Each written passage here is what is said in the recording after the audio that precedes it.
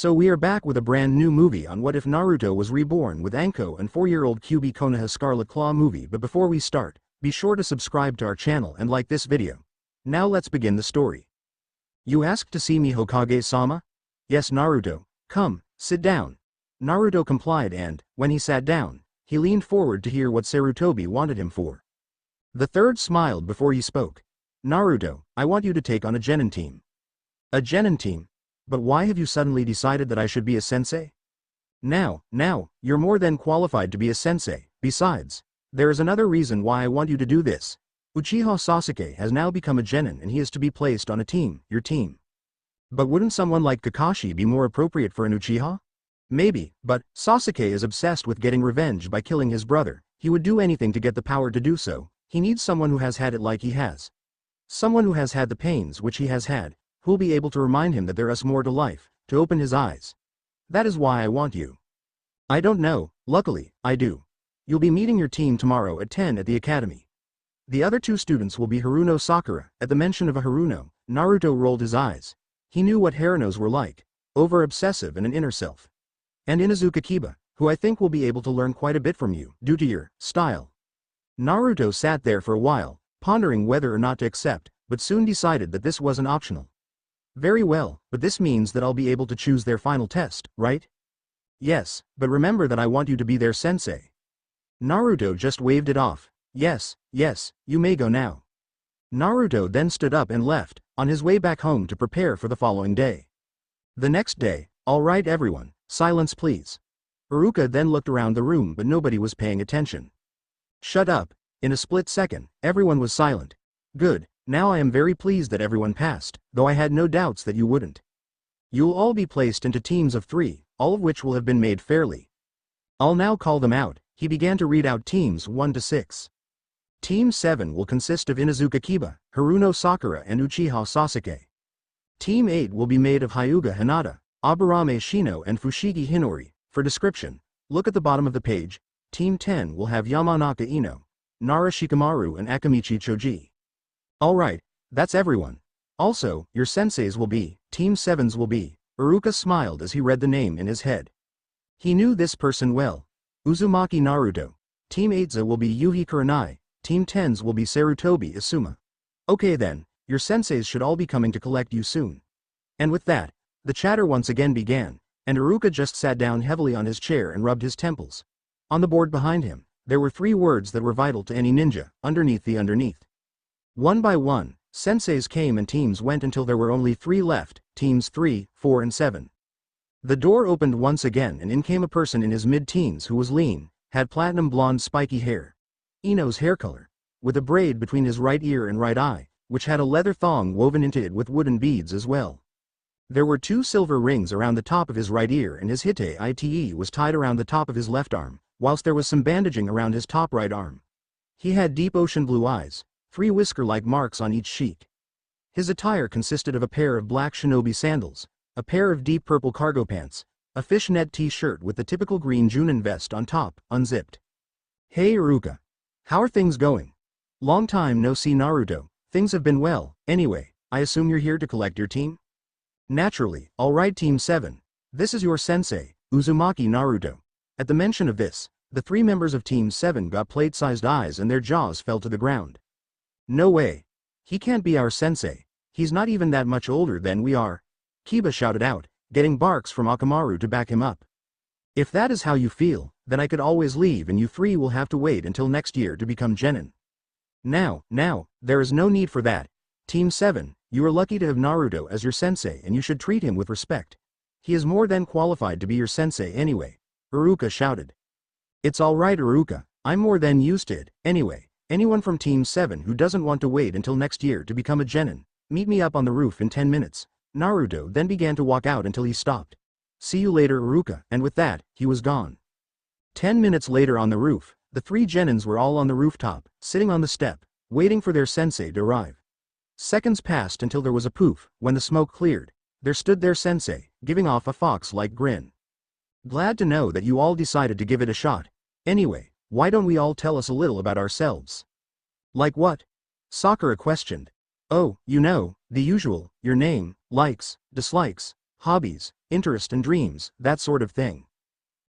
Why don't you go first so that we can see how it's done? Okay then, I guess that's fair. My name's Uzumaki Naruto. I have too many likes to name. Dislikes, I don't really think I have any. Hobbies, well, I like training and the sort I guess. Interests, again, there are too many to name in my dream. Well, that's kinda personal. Alright, now why don't you go bubblegum? My name's Haruno Sakura. I like, looks at Sasuke and giggles. My dislikes are Ino Pig. My hobbies and interests are, looks at Sasuke and giggles again. As for my dream, looks at Sasuke for the third time and giggles. Naruto sweat drops, over obsessive, okay then, very nice, how about you dog breath? Kiba gives Naruto evils before he begins. My name is Inuzuka Kiba, my likes are hanging with Akamaru. My dislikes are people like you who think they are all that. Naruto just shakes his head from side to side. My hobbies are training with Akamaru and my family, and my interests are my family's techniques, and my dream, I want to become the head of my clan. Good, good, now it's your turn chicken wire. Sasuke ignores the comment and begins. My name is Uchiha Sasuke. I have few likes and many dislikes. I have my hobbies and interest, and my dream, it's more of an ambition, as it will happen, I want to revive my clan, and kill a certain person. Geez, Sarutobi wasn't kidding with this kid. Great, now, tomorrow morning, we'll be meeting at Training Ground 7 for your final test to see whether or not you're good enough to be genin. But we're already genin. No, the tests which you have all done was to see whether or not you would qualify for this test. The test which you will be taking tomorrow will decide whether or not you'll become a genin. The fail rate of this test is well over 60%, so you'll have to work much harder. But that's not fair. Life isn't fair, bubblegum. Now, before I go, I must warn you not to eat breakfast tomorrow, unless, that is, you enjoy being sick everywhere. And with that, Naruto was gone in a poof. You think he meant that thing about being sick? Sakura asked. I don't know, but I do know that I don't like that guy, Kiba declared. By then, Sasuke had already left and Sakura, after realizing, went in search of him. The next day, where is our sensei? He said that we were supposed to be here in the morning, but he isn't even here himself, Kiba shouted. He was now fuming, his patience, though he had little, was all gone, and he had mentally decided to kill their sensei as soon as he arrived. It was 10:30 before Naruto arrived. The first one to greet him was Kiba. Where have you been? You told us to meet us here in the morning. I know, but I forgot to tell you the time, and it's still morning for another 1.5 hours. So you don't really have a reason to be angry at me. Anyway, I'm glad that you are all here now so that we can begin. Naruto then took a small bag out of his pocket. In this bag, there are 9 keys. 3 red, 3 yellow and 3 blue. You will all be given 2 keys each, so that both of your teammates will have the color key which you're missing. I will have the last set of keys. Naruto paused to make sure that they understood so far. You will have until noon to achieve one of each keys, and if you do, then you will pass. However, if you don't, then you will be strapped to a tree whilst the ones that did pass, along with myself, will eat our lunches in front of you. But why did you tell us that we shouldn't eat breakfast then? It's a simple trick for this test. It's make you all work harder so that you'll be able to eat. It'll also cloud your judgment. Anyway, remember to come at me with the intention to kill, otherwise you'll have no hope of passing. He then took out the keys and gave Sakura a red and a yellow, Sasuke a blue and a yellow and Kiba a red and a blue. He then pulled out the last 3 keys to prove that he had them. Alright, begin. Everyone then disappeared into the forest, leaving Naruto alone. He shrugged and then lay down on the ground, falling asleep. Meanwhile, Kiba was hiding behind a bush, watching his sensei sleeping. He won't know what hit him until it's too late. I'll kick his butt so hard that there won't be anything left. You know, you should never show your back to your enemy, Naruto said from behind him, making Kiba spin round so fast that you would have missed it if you blinked. What? How? You should never underestimate anyone. But Kiba wasn't listening. He jumped right at Naruto, who disappeared in a poof of smoke. How did he? I used a shadow clone. Naruto answered from up high in a tree before Kiba got a chance to finish his question. You'll pay for that. Kiba jumped at Naruto again, but this time Naruto didn't disappear. He simply caught both of Kiba's hands with one and both of Kiba's feet with Naruto's other hand. You forgot someone, Kiba said, smirking. Akamaru then appeared from Kiba's jacket. However, Naruto had not forgotten about our furry lil friend. He smiled. What's so funny? Kiba demanded, whilst Akamaru made his way towards Naruto's face. Naruto closed his eyes and, when they opened again, they revealed, not his usual ocean blue eyes, but blood-red eyes with hair-thin slits. He also bared his teeth which were now pointed and had a pair of extra long and pointed fangs. Immediately, Akamaru retreated back to where he came from. Naruto closed his eyes and mouth again, returning them to normal. Kiba had also seen it and he was speechless and shocked, rendering him from moving, which was also helped by the fact that Naruto had him held tight. Naruto just simply smiled and threw Kiba to the other side of the clearing. Now, where was I? Naruto then laid back down on the ground to rest. In the meantime, Sasuke had been out searching the surround forest of Training Grounds 7 for either Kiba or Sakura to get the missing key off one of the two. That would be the easiest way to pass, which he must do in order to reach his goal. He had seen where Kiba was, but before he got a chance to attack, Naruto had intervened, so now he was after Sakura, whom he knew he could easily beat. He finally found her running around the forest, like she was looking for something or someone. He followed her discreetly until she stopped, hiding behind a branch in a tree. "Oi, Kiba! Get up here!" she whispered loudly. Kiba, who had been down on the ground, got suspicious as to why she wanted him to get up there. "Why? Do you want to steal my key?" No, I need to tell you something." "Fine." So Kiba jumped up into the tree, landing next to Sakura. "So, what is it that you want to tell me exactly?" "We won't be able to get a key from Naruto-sensei on our own. And don't deny it, I saw you too. Also, we can't take them from each other, that's just wrong." "Then what should we do?" "We need to work as a team and get the keys from Naruto. So we have to find Sasuke as well." Alright. Sasuke had heard the whole thing, and thought that his teammates were being dim, thinking that that would work. So he decided to jump down to them and prove that he didn't need them. "Sasuke. We're glad that you're here, we have something to tell." "I already heard everything that you said, so you agree with us?" "No, I'm here to show that I don't need anyone to help me. That people will only just slow me down." Sasuke then got into a fighting stance. Sakura and Kiba, however, didn't believe what they were hearing. Sasuke would fight his own teammates so that he could progress forward. But Sasuke-kun, you can't do that," Sakura tried, but went ignored. Sasuke leapt, heading towards his two teammates, however, he was stopped in midair. Sasuke looked behind him to find that it was their sensei who had stopped him. "Time's up," Naruto said. His tone indicated that he was disappointed, though no one knew exactly why. Minutes later, all four of them were back to where they had been right before the test had begun. The three genins were sitting quietly down on the ground whilst Naruto stood up in front of them, his arms crossed and his eyes shut. He stood there for a while, letting the silence linger around them, thoughts shooting through his head, trying to decide what to do. Finally he spoke. "Does anyone remember what was written on the board in Iruka's classroom the day when the teams were made?" No answer. Underneath, the key for a ninja, does anyone know what it means then?" No answer. "It means that you must find the hidden truth, rather than going for the obvious or following directly what you have been told. The key to this test was for you to work as a team, not for you to actually get the full set of keys." Naruto finally opened his eyes and looked at his team. "A friend of mine believes that those who break the rules are trash, but those who don't put their teammates first are lower than trash, and I agree with him." "But Naruto-sensei, why did you then give us all different keys, instead of giving us the same ones?" Sakura asked quietly. "I wanted to see if you would take the easy route and take away a teammate's chance at passing, or if you gave your key to a teammate so that they could pass, sacrificing yourself for a teammate, or whether you would all work together to obtain the keys from me. If you did the last two, then I would have passed you all, but only two of you would work as a team." Naruto's gaze went over to Sasuke. "Sasuke, you thought that your teammates would just slow you down and therefore you chose the easiest way by going against them, even when they offered to work as a team with you. That is not the way in which a ninja must work. However, since two of you got the idea of this test, I will give you all a second chance to prove yourselves." Naruto's gaze shifted to the left, where it was held. Everyone else followed it to find that Naruto was looking at three wooden posts on the other end of the clearing. All three genins looked back at their sensei questionably. Naruto had a smile on his face, slightly devilish. "Sakura, Kiba, both of you will be tied to those stumps over there whilst Sasuke and I will be eating our lunches."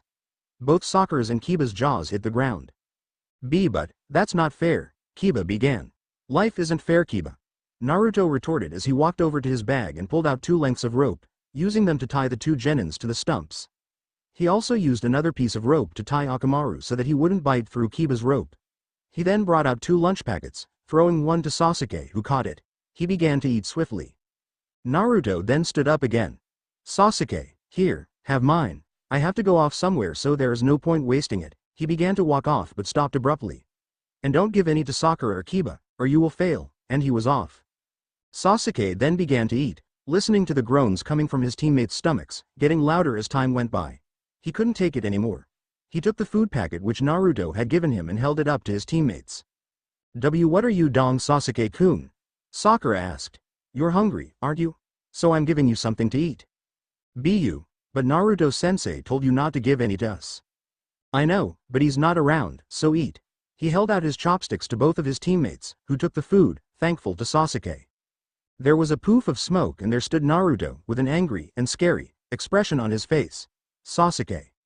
Sasuke didn't show any obvious signs of fear, but Naruto knew that he was, and mentally smiled. In a blink of an eye, Naruto's facial expression changed and he now had a wide grin on his face and he began to clap his hands. You all pass, he said softly. Sasuke raised an eyebrow, his jaw slightly ajar. You passed because, even when I explicitly told you not to feed your teammates, you did, meaning that you sacrificed your own chance or passing so that they could eat, which is what I wanted you to do, he said to Sasuke. All of you have showed signs of teamwork, so you are now all officially genin. Congratulations, he said softly. It took a minute for it to sink in, but when it did, Kiba cheered, Akamaru barked. Sakura was smiling like there was no tomorrow and Sasuke nodded his head slightly, though he was very pleased, but he didn't want to show it. But remember, you must carry on working as a team, or you will never advance in the ranks of a ninja. Everyone nodded in understanding. But then Kiba remembered something. Naruto-sensei. Yes, what was it that you pulled back there? I mean the red eyes and stuff. I don't think that you have the right to know that, at least not yet. Why? Is it too good for us or something? I bet it was some sort of genjutsu. Yeah, that's it. It was some sort of genjutsu. Kiba, it wasn't a genjutsu, and just so you know this for future references, my genjutsu isn't all that good. However, I make up for it by exceeding in other areas of the field. So you're telling me that you're not that good a Chunin? No, that's not what I'm saying. Then how good are you? I'd rather not say. Why? Because you know that you suck. You know, Kiba, just because you're good at something doesn't mean that you have to flaunt it in everyone's faces. Also, like a magician, a ninja must never reveal his tricks. Oh, so now you're a magician. I thought that you were supposed to be our sensei. Kiba, that's enough. Kiba was about to retort until he found that he couldn't. He was frozen in place by fear as Naruto was sending a vast amount of killing intent at him. Both Sakura and Sasuke could also feel it, but they could also feel that it wasn't being directed at them, but something or someone near. They then saw that Kiba was about to piss himself, but the killer intent stopped before it was too late. Will you stop now, Kiba? Or will I have to make you wet yourself? No, I'm good. I'm glad to hear that. Now, everyone, meet me here tomorrow at 11 so that we can begin with our missions. Oh, and before I go, if any one of you wishes to find me, there are 3 places to look. My house, Ichiraku ramen stand or at the Dingo Dango Cafe. Any questions? How will we know where your house is? Sakura asked. You will all have received letters which contain the information which you need, as I have received a letter containing the information which I need about you. Any other questions? No? Good, I'm off then. And he disappeared in a poof. At the local bar and restaurant, Kakashi was sitting on a stool by the bar, enjoying a drink after the long day which he had had. He let out a long sigh. Hey Kakashi. Said person turned round to find that it was Naruto who had greeted him. Naruto, what are you doing here? You don't drink. I had a feeling that you would be here today, he said. A light chuckle came from Kakashi. I heard that the third made you take on a genin team. He received a nod as Naruto sat on the stool next to him, turning his head towards Kakashi. I heard that you were also to take one on, but I guess that it didn't go too well since you got that drink there. Right as always, this team was even worse than the last one. 2 of them began to fight to find out which one of them could go against me first, honestly. I know what you mean, so I guess that you used the bell test again? Of course, what about you? I used the key test. 2 of them began to work as a team, except for the Uchiha. Kakashi raised his eyebrow. He was going to fight his teammates so that he could advance. So what happened in the end? I gave them a second chance since 2 of them got the right idea. The lunch trick? Yep, and it worked, thanked Kami. If it didn't, then I don't know what I would have done. Why's that? The third made sure that I had Sasuke on my team, which was the only reason why I was chosen as a sensei. He wanted me to be his sensei, for more personal reasons. Kakashi nodded in understanding. There was silence for a while until Naruto spoke. That book of yours is going to be full in no time if you don't pass a genin team soon. Kakashi just smiled back. Hold him still, but it just scratched me, again. That's because cats don't generally like dogs, or you for that matter. Well then why don't you take the darn thing? Fine, then hand him over. Sakura demanded as Kiba stood up and handed the cat Tora, to her. This was the 6th time in 2 weeks in which they had to go and catch the daimyo's wife's cat. Kiba stood up, growling slightly. He had numerous scratch and bite marks all over him. I don't get it. How can something so insignificant? That's a pretty big word, coming from you, isn't it, dog breath? Kiba, along with Sakura and Sasuke, who had been silently leaning against a tree nearby, all turned around to find that it was their sensei who had just insulted Kiba, who just narrowed his eyes and looked about ready to assault Naruto. You know that if you attempt to attack me then you will get your butt kicked. Yeah right. You just got lucky last time. Oh, and what about the time before that, and BEF? Alright, I get it. But you still got lucky. Meanwhile, Sakura had been giggling silently to herself. You know Kiba. He has beaten you every single time you tried to attack him. Pretty swiftly if I might add. Just keep your pretty mouth closed if you know what's best for you, Kiba threatened. Now, there is no point in threatening your teammates, only I can do that. And why is that? Because I can hold my threats, unlike some people. You just wait, I'm sure, but before we get too carried away with this lovely discussion, we need to get back to the Hokage so that we can report back from our mission and give the daimyo's wife her cat back. I'm sure that she'll be thrilled. Yes, Naruto-sensei. Sakura beamed. Whatever, Kiba growled to himself. Minutes later, the 4 of them and Tora the cat were in the Hokage's office, standing before said person. Good, Sarutobi said before taking a puff of his pipe. Now, I have another D ranked. No, I'm sick of all of these pointless chores that you call missions. Oh, so what would you have me do then, Kiba? Sarutobi replied with a smile plastered on his face. Well, I'd give us an awesome mission as we would easily be able to complete. Now don't go and get too cocky, Kiba. Naruto hissed, his left eye slightly twitching and a vein evident on his forehead. Meanwhile, Sarutobi just chuckled more to himself. I could give them a C rank, just this once. Besides, if anything were to go wrong, then Naruto could easily take care of it, very well. Huh? Was the answer he got from the people in front of him, excluding Sasuke, who merely raised an eyebrow. I'll give you a C rank mission. To see if you can handle it, all you have to do is escort someone back to the Wave Country and guard him as he finishes building a bridge over there. Tazuna, please come on in. The door opened and in stepped a large man with gray hair and a flask of sake in his hand, no doubt half empty. Team 7, this is your client, Tazuna. Said person looked around the room, not liking what he was seeing. So I paid good money for 3 lil brata and a teenager. I expected someone more skilled.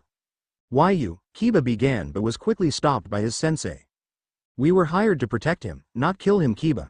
Naruto scolded, placing Kiba gently back on the floor. Tazuna just scoffed. You don't honestly expect me to accept that these are the people who are supposed to protect me, do you? Tazuna-san, please respect the Hokage, Naruto warned. Indeed, he himself was getting a bit pissed off with the guy.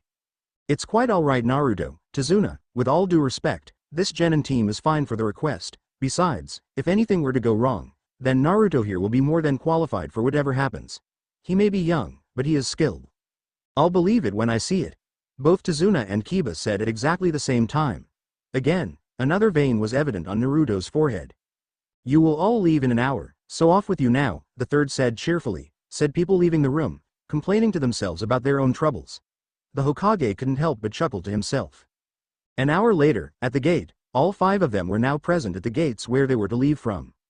Alright everyone, it's time to leave, Naruto said, and with that, he took the first step, followed by everyone else swiftly afterwards. For the first hour they all walked in silence, until Kiba couldn't take it anymore. I doubt that you are that skilled, even if the Hokage did say so himself. He directed this, of course, to Naruto, who didn't respond. Oh, so you're not denying what I just said? Well, that just proves my theory. What theory? Naruto asked, in a slightly non-bothered voice, though he was very sick and tired of the boy and his rants about Naruto. Just that you're only a Chunin because the Hokage favors you and stuff, that did it. Naruto couldn't hold it in, however, he took a deep breath before he began to talk. Do you want to know what level 1 was at your age? This caught the attention of the whole group. Yes. Kiba replied stubbornly, when I was 12 years old, I was an Anbu. Everyone in the group stopped dead in their tracks, with eyes wide open and jaws down on the ground. Naruto stopped, turned around and faced everyone. What? It took a couple of minutes before the jaws were picked up. Kiba naturally spoke first. Prove it, he dared, with a smirk evident on his face. Naruto sighed, before his hand made its way to the bandaging around the top of his right arm, removing it to show his team what was hidden underneath. His proof. There, on the side of his arm, was the tattoo which every Anbu received to show that they were, indeed, an Anbu. Sasuke saw it, and was shocked, whilst he thought, he was already an Anbu at my age, and I'm still a genin. He can teach me how to beat Itachi. He has strength, I can see it now. Naruto's face showed no emotion, which was very unlike him when he was with his team, as he was always smiling, or twitching when Kiba went too far. His facial expression had an air of authority and strength, one that should not be taken lightly. Will you stop with the ranting now, Kiba? He asked, his voice also lacking emotions. All Kiba could do was stare until he nodded dumbly. Naruto's face went back to normal as he smiled. Good. Now, I think we should carry on walking before it gets too dark. Everyone else followed Naruto's lead. Minutes later, Sakura asked Naruto a question which had been pondering her. Naruto-sensei, can I ask you a question? You mean apart from the one you just asked now? Sure, why not? If you were an Anbu at our age, then when did you become a genin? I was 6. Again. Sasuke's eyes widened in shock. Itachi was younger than Itachi was, by a whole year. I must get him to teach me and make me stronger. Is that all that you wanted to ask, Sakura? Also, if you were an Anbu at our age, then why did you quit? She looked up to her sensei and saw that his face was no longer that of his happy self, but more distanced and sad. I left, for more personal reasons. Sakura just nodded slowly. Is there anything else? Nah. Naruto just nodded happily to that as they carried on. They set up camp that night, Naruto keeping alert the whole time, with the help of a certain tenant, whilst he and everyone else slept soundly that night. The next day, they headed off again. The sun was shining, not a single cloud in the sky, and it was hot and dry. So when they came across a pair of puddles in the middle of the path they were walking on, Naruto immediately knew that something was wrong, so he was now more alert than ever, though he made sure not to show it to anyone else, as he didn't want them to worry about it, not until they had to at least. So the 5 carried on walking, Kiba at the front, Tazuna in the middle with Sasuke and Sakura on either side with Naruto at the back. This went fine for about half an hour until Sasuke had been minding his own business and brooding as he would when he heard a scream which sounded a bit like a war cry along with something that sounded like 2 rubber balls being hit together, hard. He quickly turned around to see that his sensei was standing over 2 nins, who were lying down on the ground, unconscious. What had happened was that Naruto had sensed them come running at them and, when they were close enough, he had jumped up and grabbed the hood of their cloaks, effectively hitting both of their heads together, leaving them unconscious, as they were now. Tazuna-san, said person turned around. Would you mind telling me why you have 2 Chunins attacking us, as I thought that we were only supposed to protect you from bandits? I don't know what mean. Naruto, however, didn't believe him as he raised a questionable eyebrow. Is that so? Well, if you don't know, then I'm afraid that we'll just have to head back to Konoha as this mission is now above that of a C-ranked. And no wait, you don't understand, this was all which we could afford, and only barely. Care to explain? It wasn't so much of a question as there wasn't an option of him explaining. And so, Tazuna explained everything from Gato to the Wave Country's lack of prosperity. After he was done, Naruto pinched the bridge of his nose as he was in deep thought. He then spoke. Alright, this mission has increased in rank, by how much though, I'm not sure yet, but by the description you gave me of this Gato guy, I believe that he will send more after you, stronger ones at that. My genin team here may not be skilled enough or have an adequate amount of experience to continue with this. But sensei, I was about to continue before you felt it right to butt in Kiba. Anyway, as I was saying, because of this, I believe that is up to my team whether or not we should continue, but be warned, we will meet dangerous shinobi and, unlike at the academy, mistakes will cost you more than just a waste of time, so, what does everyone think? Naruto then began to look around at the 3 genins. I'm up for a challenge, Kiba shouted out. Sasuke just smirked with a slight nod of the head to say that he was in. However, when Naruto looked over to Sakura, he could see that she wasn't as optimistic as her teammates. I don't know. Sakura, it is your choice whether or not you want to continue. I can't force you and neither can anyone else, so if you want to go back then we can. But if you choose to stay then remember that I will protect every one of you, I'll make sure that you all stay safe, because you are all my teammates, so I must put you all before myself, alright? Sakura nodded, with a small smile evident. Alright, we can continue. Well, Tazuna-san, you are quite lucky that we're all too stubborn to back down, so, I say that we continue and everyone, keep your guard up. Thank you, everyone. Tazuna said softly. He received one of Naruto's infamous fox-like grins. No problem, anyway, we best get moving. But before Naruto carried on, he did a few hand signs and mumbled. Summoning jutsu, almost to himself. There was a poof, and in front of him stood a green fox with a bushy tail. Naruto, was all it said. Aokitsune, please go back to Konoha and inform the Hokage of everything and ask him to send someone out to collect the demon brothers. Yes. And the green fox was off. Naruto smiled as the five of them carried on with their trip to the Waves Country. 2 days later, in Wave Country, they had just reached Wave Country by boat, and had been walking for only a couple of minutes. They hadn't talked since the incidents with the demon brothers since they were all nervous and on high alert.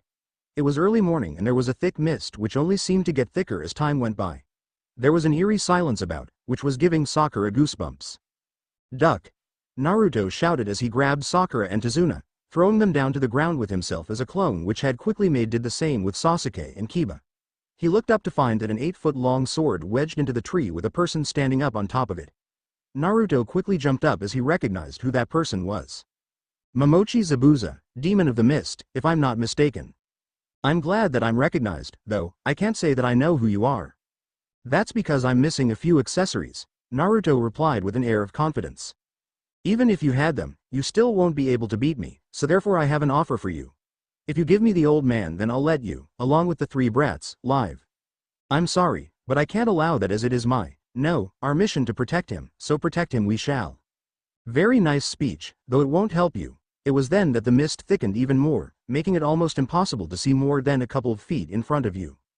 Kiba, Sakura, Sasuke, protect Tazuna, I'll take care of this guy. Bu, no buts. This guy is way out of your league. He is classified as an A-rank Nukenin, so leave him to me, understood? Yes Naruto-sensei. The 3 chorused. Good. Everyone tensed up as they heard Zabuza's voice, though they couldn't pinpoint it as it seemed to be coming from all around them.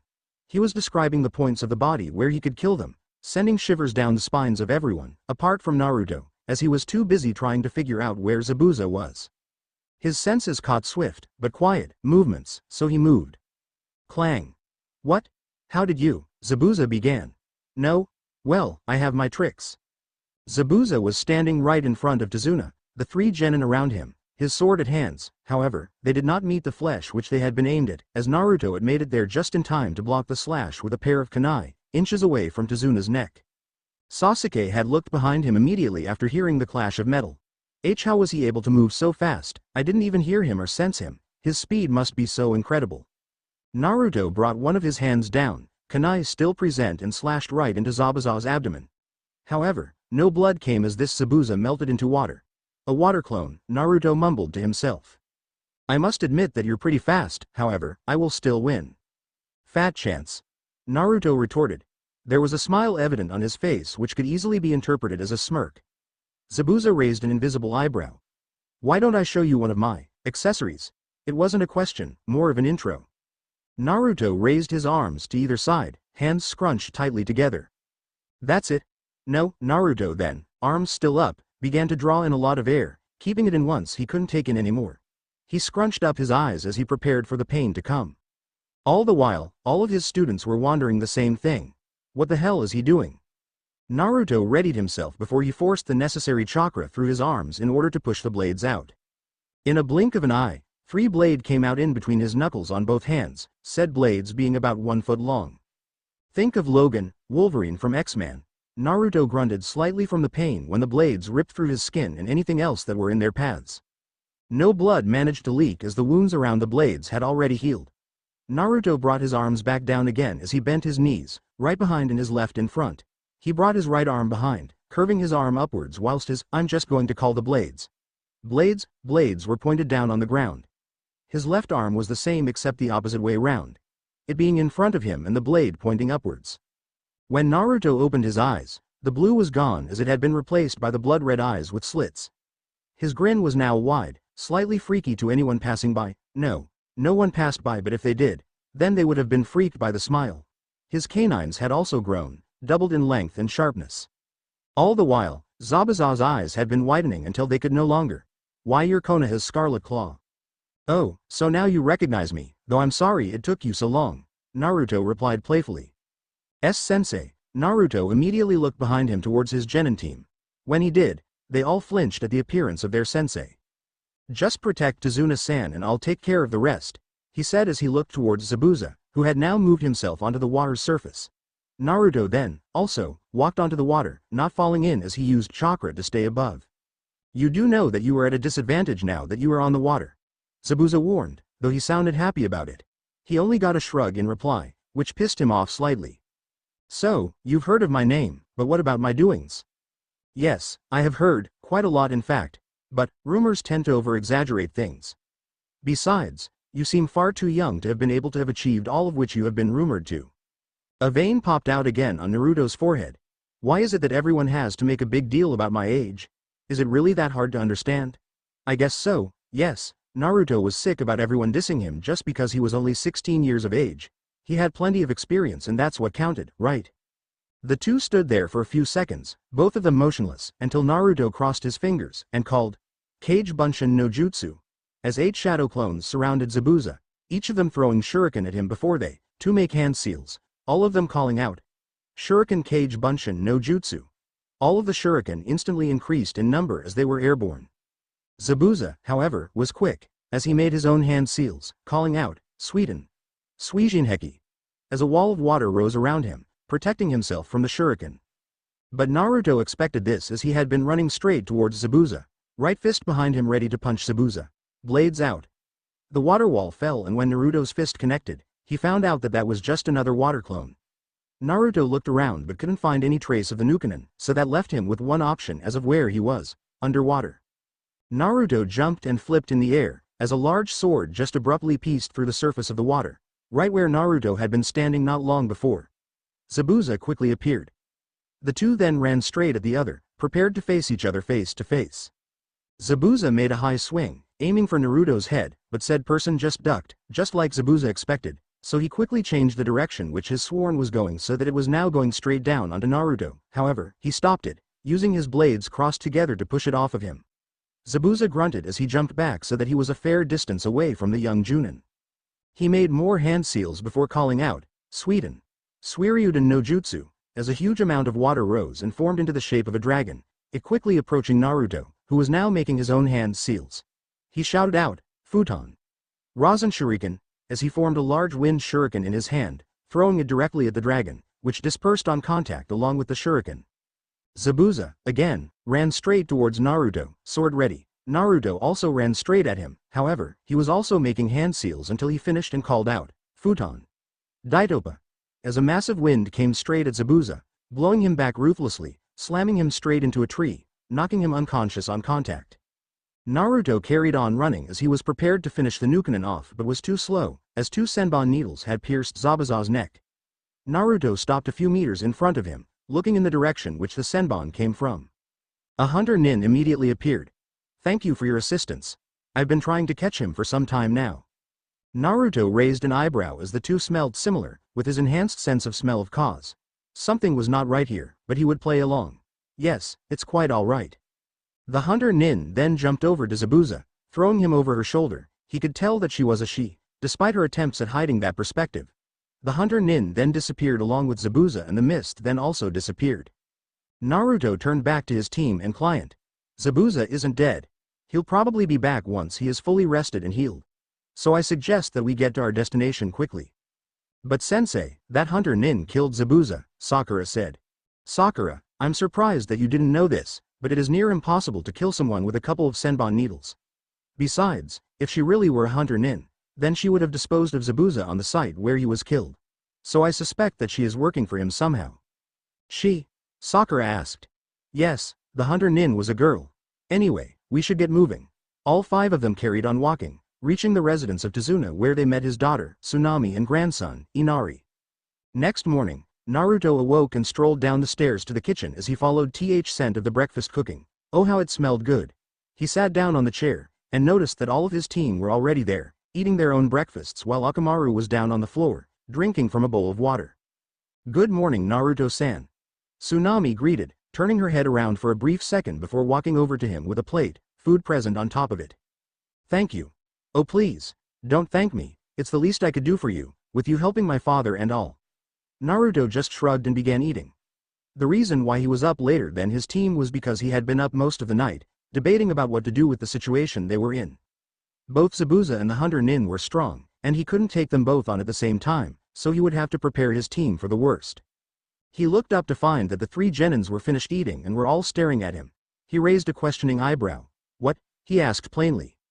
Sakura was the one to speak up. "Naruto-sensei, you were just scowling, and Kiba hasn't even said a word to you yet." "Hey," Kiba said, rather loudly at that. "Oh, sorry about that, I was just thinking, and well, yeah, I decided that when you're all ready that we'll go outside so that I can train you all to prepare for future events." "Like what, sensei?" "Because I want you all to be ready for our next encounter with Zabuza and that hunter Nin. I won't be able to take them both at the same time, so I want you all to be prepared, alright?" "Yes, sensei." "Good. Oh, and by the way, Tsunami, I enjoyed the breakfast." An hour later, Naruto had led the 3 genins into the middle of a large forest, them getting more confused with each step they took. They then abruptly stopped in front of a few very large and wide trees. "Alright, you are all going to improve your chakra control by climbing these trees in front of me by." "Climbing trees? But how on earth is that going to help us? I mean, I can do that with my eyes closed," Kiba yelled. "I was going to explain that before you so nicely interrupted me, so, as I was saying, you will be climbing these trees without the use of your hands." Naruto then put on a smug smile and looked at the 3 genin in front of him, who all looked confused. "You will apply to your feet and release a certain amount so that you can stick to the tree. The higher you climb, the better chakra control you have. If you release too much chakra, then you'll push yourself off of the bark and create a dent. If you release too little, then you won't stick and you'll simply fall off. Use a kunai to mark where you reach so you can see if you improve or not." He looked around again and saw that they had more faith in him now, but they were still a bit confused. "I'll show you all once HW to do it." Naruto put his hands together and formed the seal of the ram. The soles of his feet began to glow slightly.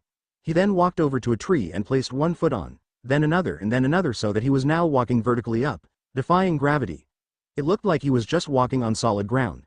He then jumped back down and landed in a crouching position as he had reached the top of the tree. "But I would advise you to start with a run-up, to get more momentum, if you get what I mean." With that, he walked over and sat down on a log, so that he could watch his team begin with their task. Minutes later, he found that Sakura had reached the top on her first try. "Well, it seems that Sakura has the best chakra control out of all of ya. So, Sakura, come down here." Said girl complied and, when down on the ground, walked over to her sensei. "What is it, Naruto-sensei? I thought that you deserved something for finishing this assignment so quickly." He paused as he saw that a smile was now on Sakura's face, reaching from ear to ear. "I'll teach you a more difficult method in increasing your chakra control. It is very similar to climbing trees. The difference is that you will be walking on water where you'll have to release different amount of chakra so that you don't fall in. Sasuke, Kiba, carry on with the training, and, if you should finish, then go to the bridge and help out there. I'm just going to take Sakura away for a while." And with that, the Chunin and the pink-haired Kunoichi left and made their way to a small lake they had passed by on the way to the center of the forest. They stopped by that lake and Naruto began to explain the concepts of walking on water. When he was done, he applied chakra to his feet so that he could show the Kunoichi. He took on step on the water and continued to walk a couple more steps until he stopped and turned around to face the female genin. "Do you understand what I mean?"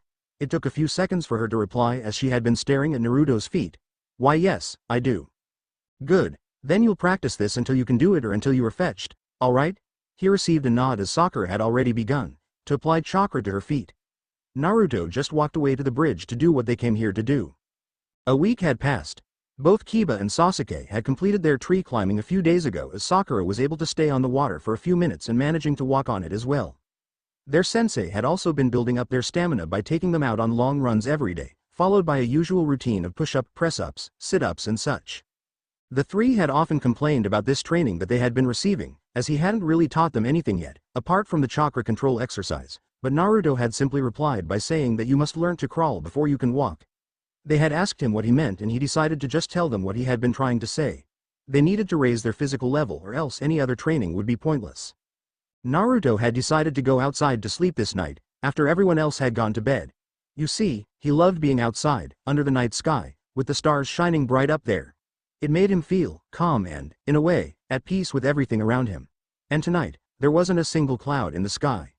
A smile graced his lips. He soon fell asleep. The only sound was an owl, echoing its call. Next day, Naruto lay in the same position which he had been in the night prior. He awoke when he heard some shuffling. When he opened his eyes, he was greeted with a smile, coming from a pale-faced girl who had long silky brown hair framing her porcelain face. "You could catch a cold if you stay out here too long, you know," she said kindly. Naruto smiled lazily. I don't get ill, he replied matter-of-factly, but with kindness evident. He merely received a raised eyebrow. As Naruto sat up, he inhaled a large amount of air through his nose, when he had caught a scent, a familiar one which he could remember clearly. And it was coming off of the girl. He decided to have some fun. So how is Zabuza? Her eyes widened immediately, but they soon returned to their normal size. So you figured it out, huh? It wasn't as much of a question as it was a statement. It wasn't that hard, since you both have similar sense and you're a lot like that Hunter Enin who came to dispose of him, he explained, whilst he emphasized on a few of the words he said. She just smiled back. So why is it that you two work together? You don't seem like the type. There was a long silence until she answered. Tell me, do you have a precious person? I have plenty, so I guess that Zabuza is yours then, huh? Again, she smiled. How did that happen? The smile vanished as a distant look dawned her face. It's simple really, when I was little, I was all alone. I had no purpose, but Zabuza-sama, he gave me a purpose when he found me, so that is why he is my precious person. He wanted me when no one else did. I can understand that, a little too well. Oh, long story. She then stood up and was about to leave but was stopped when Naruto called out to her. Why is it that you want Tazuna-san dead? I mean, he's annoying and all, but still, why is it that the two of you want this? She stayed where she was. He backed to Naruto. We were hired to do so. I know that, but why did you take the offer? Because Zabuza-sama has a dream and I'll do anything to help him achieve that dream. And we need to do this in order to get a step closer to fulfilling his dream. She then started walking again until she was stopped, again, by the blonde. I didn't get your name. Haku. Naruto, he replied as he let her go. When she was gone, one thought went through his mind. I see, very interesting. Later that day, Naruto had taken his team to the bridge, in order to protect Tazuna along with all of the other people at the bridge.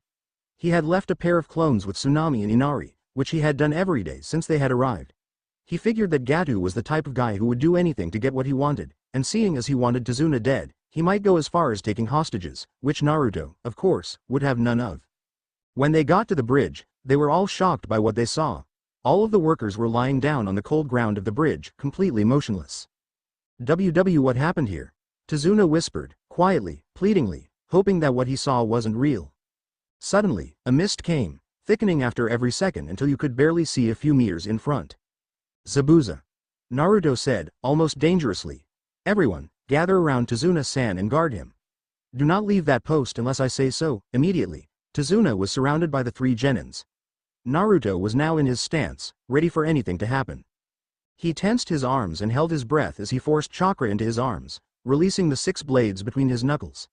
He let out a grunt, like he had done last time. He then heard Haku making her way towards the others. Sasuke. Take care of her. He didn't need to elaborate as Sasuke knew what he meant. Sasuke jumped at Haku as the two began a one-on-one fight with only the use of taijutsu. Meanwhile, Naruto was on the lookout for any trace of Zabuza, but his search ended quickly as Zabuza spoke out. I believe we need a rematch, seeing as you caught me off guard the last time, but now, I know all about you. Oh, do you now? He said almost mockingly. If that is true, then you shouldn't be able to stand as of right now. You're too arrogant for your own good, kid. Let's just begin already. I really miss the good old ramen from Konoha, so I would really like to get back there as soon as possible. Yep, he got the desired affect, the annoyance of Zabuza.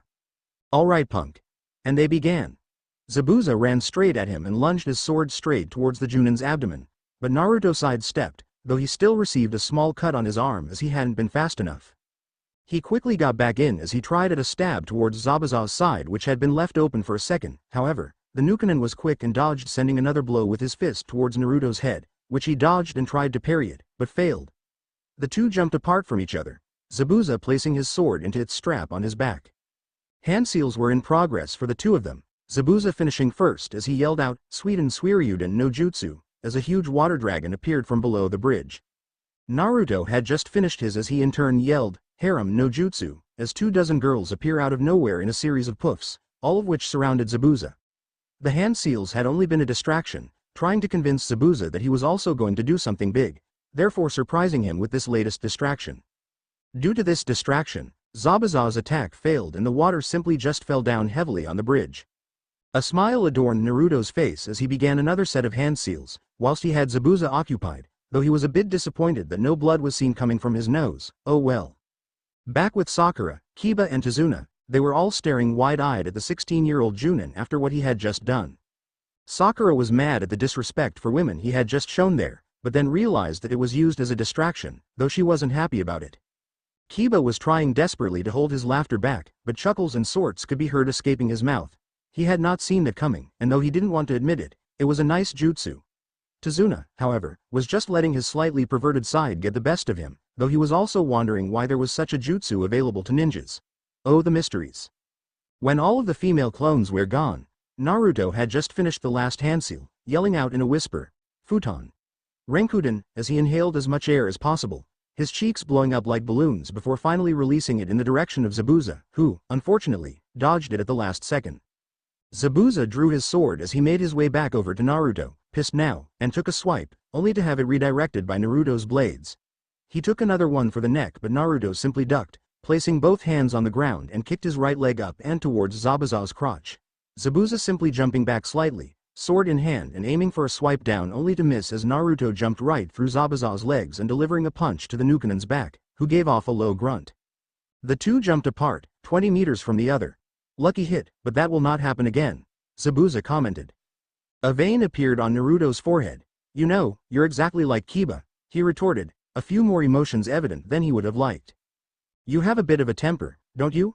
Oh, I'll show you temper." Naruto then closed his eyes, getting ready for the surge that was about to come. Zabuza felt the surge as well and a chill ran up his back and down again. Suddenly red chakra started to flow around Naruto, growing and growing every second until it was tens of meters high and half as wide. It looked like a tornado of red energy was on the loose, and he was right in the center of it, still not moving with his eyes still closed. The huge amount of chakra could easily be heard, sounding like a tornado would have. After a few seconds, it died down, reducing it to a thin layer which covered the whole of the Chunin. Naruto then decided to open his eyes, showing off his now red and slitted eyes.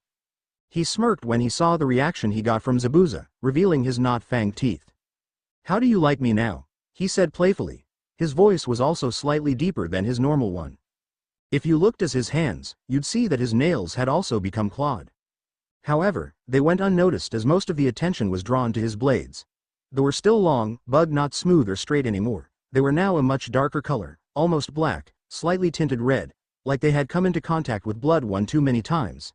They also seemed to look uneven, with dents and such in, almost suiting Naruto's more animalistic appearance. A couple small, yet extremely sharp, spikes stuck out at random intervals. Naruto noticed Zabuza staring at them, slightly paler. "You like?" He didn't receive any answer, though he didn't expect any either. Back with Haku and Sasuke, they had been fighting, still at it with their taijutsu.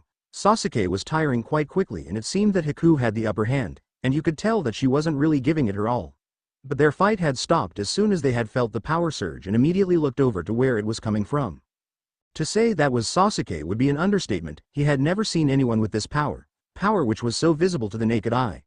The closest he had seen had been his brother, but that had been 4 years ago, on the night which he would never forget. However, he had no doubt that Itachi was much stronger now, so he couldn't outright compare them completely, so he settled for a draw between them. Haku was now staring wide-eyed at the teen as well. She was afraid for Zabuza, very afraid. She didn't want anything from happening to him, even if it meant giving up her own life. She would do that in a heartbeat, without a single second thought, let alone the first one. Naruto let out a small, yet deeper than usual chuckle. It was a bit nerve-wracking to say the least. "Are you going to come to me or will I have to come to you?" He sounded like he was toying with the Nukanen, and that freaked nearly everyone out. Zabuza shook a little for less than a second before he gathered himself and stood up straight before his cold gaze settled on the blonde, though his hair had grown slightly, becoming unruly as well as darkening a bit, but he couldn't tell whether his hair had changed or that the thin layer of red chakra surrounding him was causing the illusion. The cut on Naruto's arm had also long ago healed and was now nothing more than its usual flawless tanned skin. Zabuza blinked and Naruto was gone, leaving an outline of him with his red chakra, and before he knew it, he received an elbow in his stomach. He doubled over as he tried to relieve the pain and catch his breath. He looked up to see the 16-year-old, looking at him and smirking. "You still want to go through with this?" Again, the playful tone was evident. Deep down, Zabuza would have, no, but that would show weakness and he would not get paid. But, it was clearly obvious that he was outmatched in skill. So he simply chose not to answer. "Oh come on, what's wrong? Cat got a tongue? Or maybe Kiba has it, Zabuza did not like the way Naruto was talking, talking down at him, that would simply not do. It was an insult to his pride. Whilst Sasuke had been too occupied with his sensei's battle, he had failed to realize that a foot was heading for his head, though he did realize on contact, but it was too late then when he fell unconscious to the ground. Haku straightened up as she ran over to her precious person's side, taking on a defensive position. I have no intention of killing the two of you, no matter what it says in the bingo books. However, if you do try to carry out your own job, and try to get to Tazuna-san, then I will have no choice. The playfulness was gone, now it was emotionless and dull. Zabuza narrowed his eyes at the teen in front of him, Haku only raising an eyebrow beneath her mask. However, an echo of a chuckle broke the silence between the three as they all turned to see who was the source of the interruption. Well, it seems that the demon of the mist is not match for a bunch of brats. No matter, that'll only make my job a lot easier, seeing as you have been practically taken care of for me, and I didn't even have to pay for that, Gato said amusingly. Zabuza put two and two together and realized what the short businessman was getting at. He realized that they were never going to be paid from the start, and that didn't settle too well with the Nukanen. Kid. Naruto looked back to his former opponent, an eyebrow raised as a response. Let me have my fun with him and we call it truce. Naruto simply nodded as he took a step back and held an arm out towards Gato, motioning for Zabuza to go ahead. Zabuza smirked as he unstrapped his sword from its place on his back and made his way towards his ex-employer and his so-called guards. Oh, how he would enjoy this after the embarrassment he suffered whilst fighting the blonde. Speaking of him, his appearance was now back to normal and he was sitting down on the ground, knees bent with his elbows resting on them whilst his head was resting on his palms. Haku was standing as straight as a stick, completely motionless, watching the back of Zabuza as it got further away from her until it was near the size of an ant. As Zabuza reached the large crowd of bodyguards, the three nearest to the Nukanen brought forth their weapons, but got no further as they had been cut down with a single swipe. This happened again and again, a path steering in a straight line towards Gato. Said short person had begun to tremble as he noted that no matter how many he had to protect him, Zabuza was still coming closer and he had an idea of what he wanted, and he did not like it, not one bit. Finally, though it didn't take that long, Zabuza had reached his target, with the rest of his obstacles running away for their lives, seeing as they finally figured out that they couldn't beat Zabuza. Gato was trembling so much that even a blind bat would be able to see it. Please, don't hurt me, I'll pay you a hefty sum, he pleaded, rather feebly if I might add. Zabuza smirked. It's a bit late for that now, ain't it? And Gatu's head was gone, or rather, it was now rolling gently along the ground, blood spewing endlessly from the neck, or what was a neck until only a few seconds ago. The body soon fell down to the ground heavily. "'S about time," he added. Naruto had watched it all with mild fascination before he decided to stand up and walk over to the fallen Uchiha. He checked his pulse and found it quite easily. Afterwards, he gently picked him up and carried him bridle-styled over to the other genins. Sasuke-kun. Guess who? Kiba would have been smiling at the fact that the Rookie of the Year was out and the fact that he was the only one out, that is, if he hadn't just witnessed what he just had. No expression could really be seen on his face, he had the expression of an Uchiha to put it blandly. Is Sasuke-kun going to be alright? Will he live? What happened to him? Naruto blocked out the rest of the questions which were coming out like word vomit, in a particularly high squeal, one which only Sakura could manage to let out. He's fine, Sakura, no need to worry, he just needs his rest, she seemed to calm down. I'll take care of him. Naruto was about to protest, but Sakura butted in before he managed to. No, don't worry. It won't be a hassle, besides, what are teammates for? She said, almost too cheerily, but Naruto knew what she was really thinking. Naruto simply grumbled a quick, yes, before he started to walk in the direction of Tazuna's house, with Sakura, Kiba, Akamaru and Tazuna following shortly afterwards. Haku and Zabuza stayed where they were, forgotten, until they decided to scram. Back at Tazuna's house, Sasuke had woken up a few hours after he had been placed in the bed he was currently in. He sat up to look around him, only to find the pink-haired Kunoichi was sitting on a chair not that far away from him. Sasuke-kun. She squealed. Sasuke grunted as his ears hurt from the high pitch emitted from the mouth of Sakura. A bit loud, he said in his usual monotonous voice. I'm sorry, Sasuke-kun. I didn't mean to hurt your ears. Here, let me take a look at them. But before she got a chance, and with much appreciation from Sasuke, the door opened to reveal Naruto. He walked in and closed the door, stopping a foot or two away from Sasuke. Glad that you're up, Sasuke, he said in his usual manner. HN. There was silence until the person least expected spoke up. What happened? Okay, so only 2 words came from Sasuke, but still, he had started the conversation out of his own free will. Well, Haku knocked you out. Then Gatu and his men turned up. Zabuza decided to let out some anger on all of them, and after that was done, we all left, though I don't know what happened to either Haku or Zabuza. They probably went about their own business of something. Naruto explained. He received a nod from Sasuke. Sasuke was angry, and slightly embarrassed about having been knocked out like that. He shouldn't have been the one unconscious. After all, he was an Uchiha and the Rookie of the Year at the academy. Naruto noticed this, though he could see that Sasuke was well trained at learning how to hide such thoughts or emotions. He had also trained how to read them, as he had been friends with one who was like Sasuke in many ways, so it was easy enough for him. You did really well, Sasuke. I'm proud of you. He smiled before he carried on.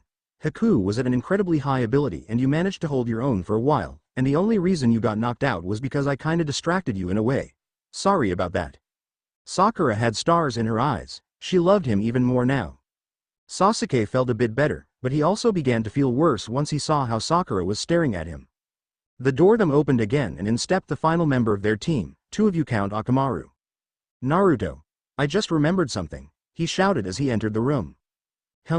Was Naruto's response. You said, and I quote, cat got a tongue?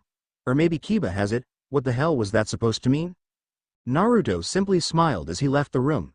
A vein appeared on Kiba's forehead. Naruto. I was talking to you, answer the question goddammit, Kiba shouted as he left the room to follow his favorite, sensei. Sasuke-kun. When you're healed and everything, would you like to go on a date with me once we're back in Konoha? She asked as sweetly as she could with a gleam in her eye. No, was his simple answer. Her face faltered for a second before she was back to her happy self, thinking, you're so cool, Sasuke-kun. 1 week later, the 5 members of Team 7 were standing at the beginning of the now complete bridge, which was truly magnificent in its grand yet simplistic form. You see, it was time for them to leave Wave Country and set off home again.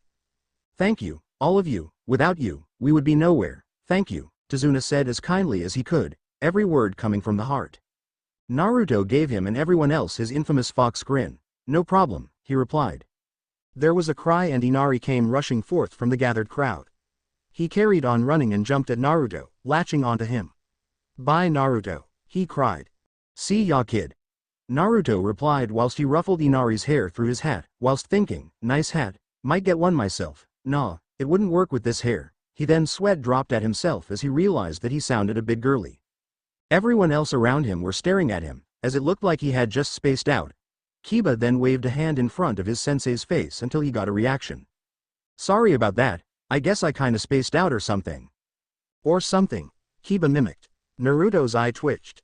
Anyway, I guess we should all get going now, Naruto said as he began to walk across the bridge, shortly being followed by the rest of the team. All of them, with the exception of Sasuke, was waving back at everyone, shouting their goodbyes and such until they were completely out of sight. A few days passed until they were back at Konoha. Naruto reported back to the Hokage, telling him about everything that had happened. Ranging from the Demon Brothers, Zabuza and Haku and Gatu to Kiba being a pain in the back, causing a chuckle to come from the Hokage. Did you really have to place the Inuzuka on my team? It's bad enough with an arrogant brooder and a star-struck fangirl. Again, the Hokage chuckled before he answered. All of the teams were made so that they all were equal in skill and because of have Sasuke, who was the Rookie of the Year, you also get Kiba, who got the lowest result and then you got Sakura who's an average student. I guess, but he's still so disrespectful, I mean, common, no one's like that. Sarutobi merely raised an eyebrow. I know but hey, I was only 6, I didn't know any better. Besides, I wasn't as bad as him, was I? He waited for an answer, but none came. Naruto narrowed his eyes dangerously, leaning slightly forward, to increase the message he was getting across. No, of course not. You were very charming back then. Exactly, hey wait, what do you mean by back then? I hope you're not saying what I think you're saying. Sarutobi merely smiled. No, of course. I would never dream of it. Good, now, anyway, I'm going to go and get some dango. Once the door was shut, Sarutobi thought to himself, dango. Why dango? It isn't the healthiest EA to forget memories Naruto, not at all. He heard a number of groans coming from the 3 as they walked over to him. Even Sasuke was down and tired, not even bothering to hide it. As soon as the 3 were near enough to their sensei, they plopped down to the ground, not caring that much for the pain they received on their behind, as the whole of their bodies hurt like hell, well, nearly. Naruto-sensei, why do we have to train like this? You haven't even taught us anything yet, Sakura said in between breaths. Naruto gave a small mocking smile. You see, that's where you're wrong, and all of this training I'm giving you is necessary if you want to become great ninjas. You'll need all of the strength, stamina and speed that you've got, and to be honest, none of you are at that high of a level in any of those areas, Kiba being the furthest ahead, and not by much. Besides, what's the point of being able to use a number of great jutsus if you aren't able to last that long in a fight? You see, everything I do makes complete sense, he finished with a smirk. There was silence for a few seconds before Naruto spoke again. So I guess I'll see you three in 2 days' time. See ya. Why aren't you going to train us tomorrow, Naruto-sensei? Sakura asked. Damn, and I nearly got away. Well, you see, Sakura, I have some things that I need to do tomorrow, he replied as he scratched the back of his head. What kind of things? Kiba asked suspiciously. Typical, Naruto thought. It really isn't any of your business, you know, so, just tell us, Kiba demanded. Naruto hesitated. You could say I'm going to meet up with a friend, I guess, he said, a little unsure. Kiba smirked as an idea popped into his head. A girlfriend, I see, though I do pity her, he said as he had a finger placed on his chin. A vein appeared on Naruto's forehead. I'm not even meeting up with a female. Kiba's smile increased. Oh, so you're gay, he declared. The vein on Naruto's forehead grew in size as another one also appeared. No, and for your information, I am bi, Naruto declared. He regretted saying those words as soon as they left his mouth. Too late, there's nothing I can do about it now. Kiba raised an eyebrow, shocked at first, but then an evil smirk appeared on his face. So, what are you going to do tomorrow if you're not meeting up with any of your friends, Kiba said. No answer. Kiba raised another eyebrow. Naruto didn't really want to tell them what he was doing tomorrow, so he quickly got an idea. Hey, Kiba. Yeah? Are you by any chance related to Hana? Kiba narrowed his eyes as he nodded slowly. I thought as much. You have the same eyes and hair, though she looks after hers better than you do, he finished with a mocking smirk. How? What are you? Kiba really didn't know what to say. How the heck does he know Hana? Oh, he better tell me, or else he is going to pay. How on earth do you know my sister? He shouted, obviously annoyed. Naruto just smirked before he poofed away. Kiba growled and ran off home. Sakura had just been sitting there, wide-eyed after hearing her sensei declare that he was bi. She did not see that coming. Sasuke didn't know whether to smirk or raise an eyebrow. At the Inuzuka compound, Kiba had quickly returned home in order to find his older sister. He searched throughout the house and found that she was not there, so he decided to go search at the kennels. He was certain that she would be there. Upon entering, he immediately found her feeding the dogs, typical of her. He ran straight towards her and stopped when he was beside her. Hey Kiba, what's up? She asked like she would any other day. Don't, what's up, me? How do you know Naruto? He demanded. Huh? Do you mean Uzumaki Naruto? Yes? Hana let out a chuckle. Of course I know him, we used to date. At the mention of that last word, Kiba's jaw hit the ground. They dated? Hana chuckled again. What's wrong, Kiba? Why you dated him? Yeah, why's that so hard to believe? Because he's an idiot. How could you date a guy like him? There's nothing wrong with him. In fact, he's very sweet and kind and we're still friends. Friends? Yes. How did you come to know Naruto anyway? He's my sensei. Sensei, you say? He's pretty young to be a sensei, but I guess he is strong enough. Don't tell me you believe that he's of a Chunin level. I don't. Oh, thank Kami, he's much stronger. What?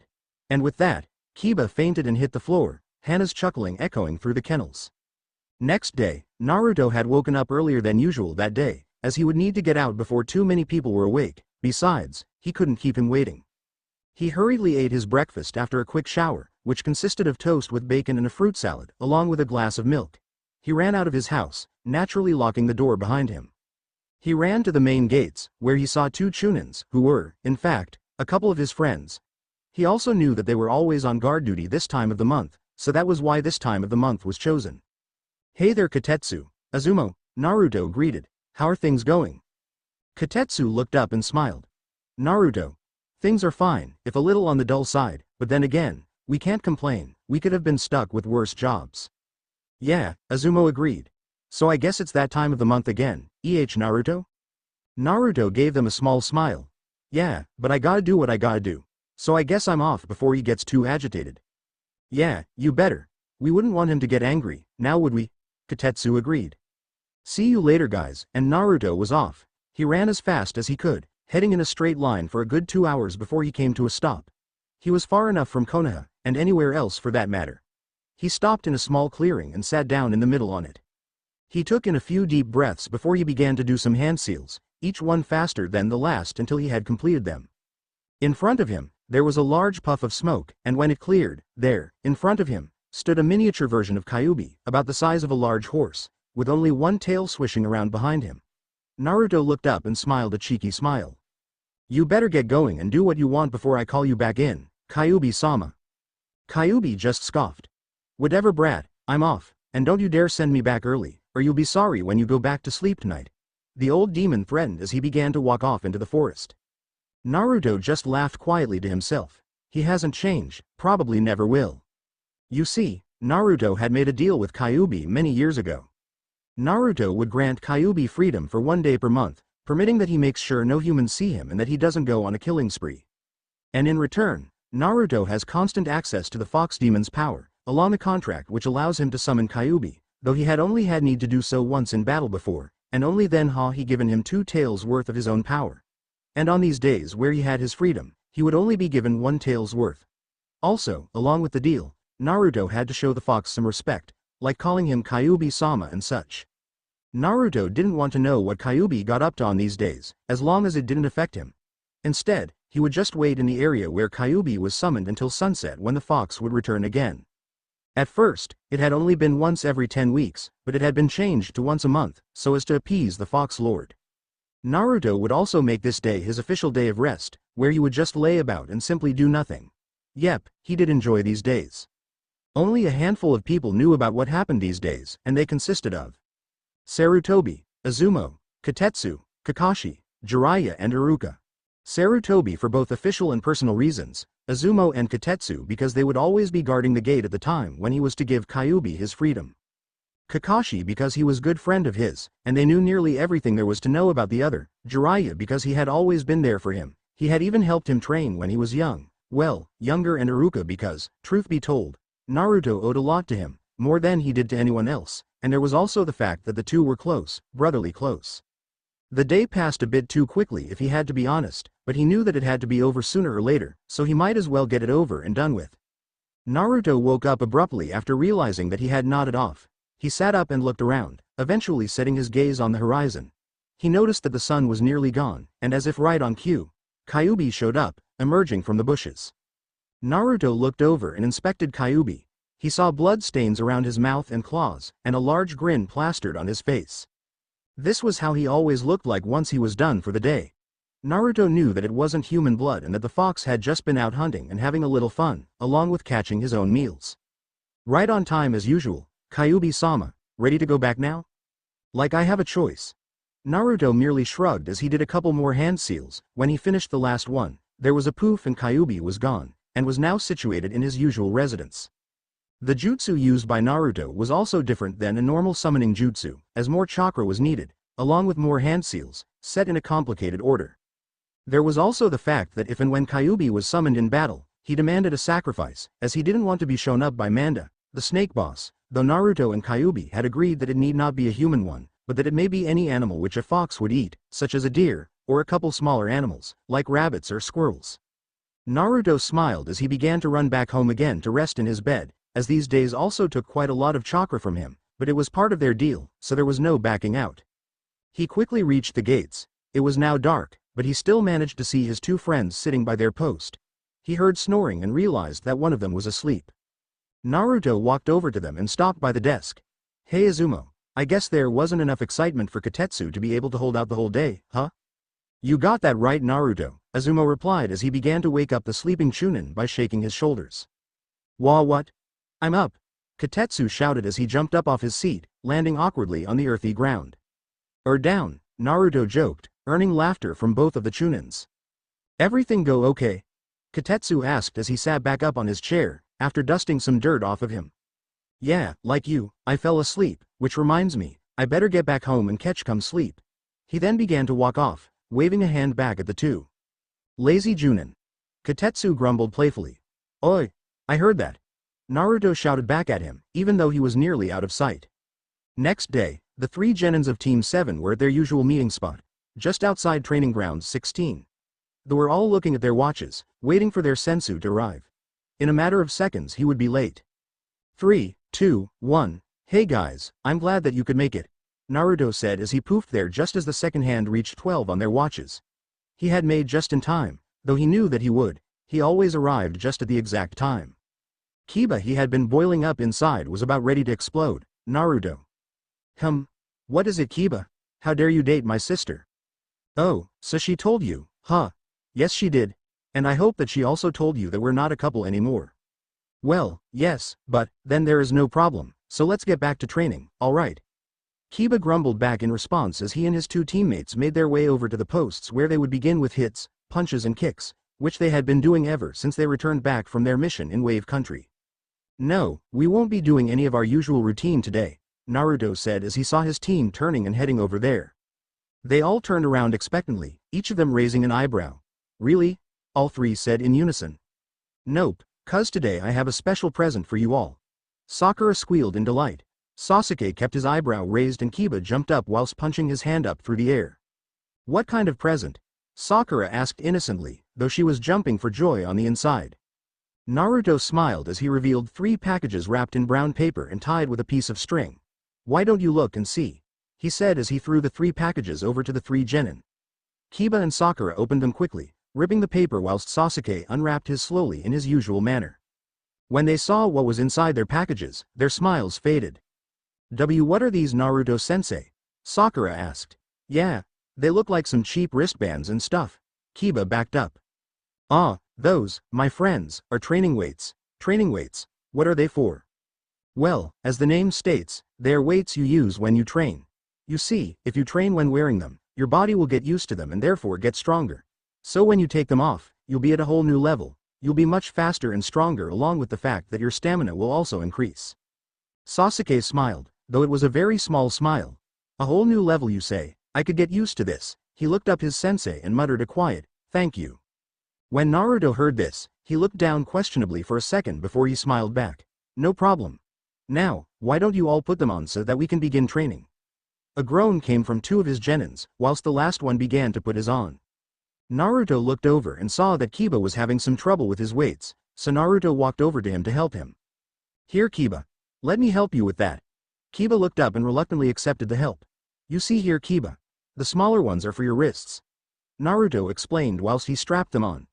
The medium ones are for your ankles while the largest one here is meant to be strapped around your waist. He then finished as he strapped the waist weight on. Okay, you see these slots that are around the weights? He received a nods all round. Good, now, they're there so that you can increase the weight of them by adding extra weights. Right now, they all weigh about 5 kilograms, with your waist weight weighing nearer to 10 kilograms, so you have a total of 30 kilograms on you. Naruto explained. Naruto-sensei, do you also wear weights? Sakura asked. Well Sakura, in a way yay, but they're not the same as yours, though I do wear some weights. What do you mean? I have a special seal on me which is called a gravity seal, which makes my body feel heavier than it would normally be. I can change the gravity level which is on me by applying more chakra to it. How come we don't just get a seal instead of these things? Because they take a lot of chakra in both amounts and control to use, along with the fact that they can easily harm one's body if not used correctly. It also takes a long time to place them on your body, and you'll need a seal's master to place them on you. Who did you get to place yours on you? Jiraiya, the toad Sanin. This earned him a couple of raised eyebrows. Sasuke was pleased. His sensei was working them hard and he had good connections. This could prove to be very useful in the future. Anyway, let's get back to training. I want you all to run around Konoha for the whole of today, with your weights on of course. You will get 3 breaks.